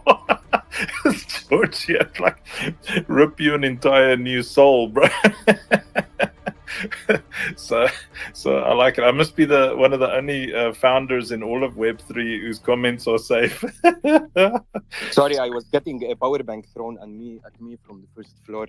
Anyway, thank you, Uncle, for the good comments. Honestly, this community, like, this is the best thing that ever happened to me. Honestly, guys, I'm saying this to all of you. This is great family, bro. We have a lot of fun. It's been like, I don't know, maybe 2 weeks since I last joined. I joined the last X Space. I was really busy, but right now, bro, I'm just happy. My connection is bad, but I can listen to everything, and I'm having a lot of fun, bro. Honestly. Love you, Georgia. Well, I've got to say goodbye, but I'm sure everyone's going to keep having a lot of fun. My kind of final words on this earth. Wait. Before you rug anything, yes. Let's get whatever man, No, I'm not drugging. I don't run the space. This is Senior Choice's got it. Oh, yeah, I've got to go. You see, it's been a long time. Yeah. So, important thing for everybody in our community is, often you're going to have to make some hard decisions and make them for the person next to you as well. Don't just respond to self-preservation instinct. Think about the people in the community around you. We've got the road to the TGE, and we'll make a proper announcement with the TGE. Obviously, it'll be an internal first, and you guys will see how all of those. No one's just buying tokens. I honestly don't like that model. I understand it, but don't like it. The place to start is to realize that all our tokens come with a greater asset gift. In other words, if you spend $1 on a token, you're going to get a greater worth in-game assets than the token purchase itself. Because we never know what a token's going to do, but we do know what our in-game assets are going to do. And obviously, our player-to-player marketplace is going to be it's already very exciting. We're almost there with the infusion system. Once that infusion system is done, people can see what it looks like to have 1,000 NFTs in your loadout. You'll be able to see what your turrets, weapons, whatever look like with 625 NFTs infused into one. And yes, NFTs are amazing, are great. Everything is super great, but removing them aside, I'm so excited to just play the game online. Like today, Joey was showing me some gameplay. I said, I just want to play with you, bro, right now. Like, the game is amazing, including the NFTs and everything. Yeah, well, I mean, we're gamers, eh? So, I mean, if gamers make a bad game, then that's a little stupid. So it's awesome. I'm very glad that you're digging it. But yes, so just for folks in our community, and I'm excited, that our community is growing so nicely. Remember that Citadel is going to represent physical land in the game. It's physical property, and it's going to represent. So your ownership of the token will also equal many. It's like so many things that we're working on, and it gets you closer and closer to the inner circles that you could not afford when we had investment rounds and stuff. Because our goal is that you can get up there with sweat equity, you can get up there. So whether you're farming courage or which is the social fire side of it, or you're farming or you're buying Citadel, remember that money is a pay to save time in our ecosystem. So don't panic. If you're struggling financially, if you think, oh my word, I want to get to that inner circle where I hear about the whitelists and stuff first, we're not going anywhere. We'll be here for at least another 10 years. You've seen how committed we are. You've seen how we knuckle down. Those of you who know us personally know that when we commit to business, to the NGO side of things, we lock it in. Rob, our CEO, his commitment to changing lives is a whole other level. That guy's put more than 9,000. I keep saying 4,000, but it's actually put more than 9,000 people into physical jobs himself with his business. He's created, like, not just educated them for the jobs, but actually placed them in jobs. Our team, who you see in the directors chats and stuff, Kat is there, Kathy is there, Carl, Kathy and Carl, Kat and Carl, or Catherine and Carl, they Catherine's my sister. They feed hundreds of people every single day, and we've been doing it for 30 years. Kat and them, they help. We've been doing this stuff every single day. So we're not coming in here. It's not a blow in, blow up, blow out situation. It's a long-term commitment. And if you can't afford things now, just do what you can, get what you can, whether it's via sweat equity, whether it's via questing systems. We will continuously look at our community and try and figure out how to get you closer and closer to that core element, to get you up there where the seat holders are.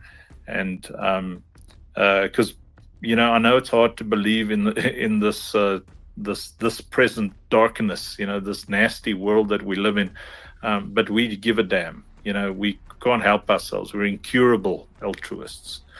And I thank you all, and I honor you all from the bottom of my heart for your hard work, for your commitment to our community, for making it the community that it is. You know, like, you are our liquidity. We measure our greatness by how you prosper. And with that, love you all, man. Catch you later. What does this button do? Hey. He rocked.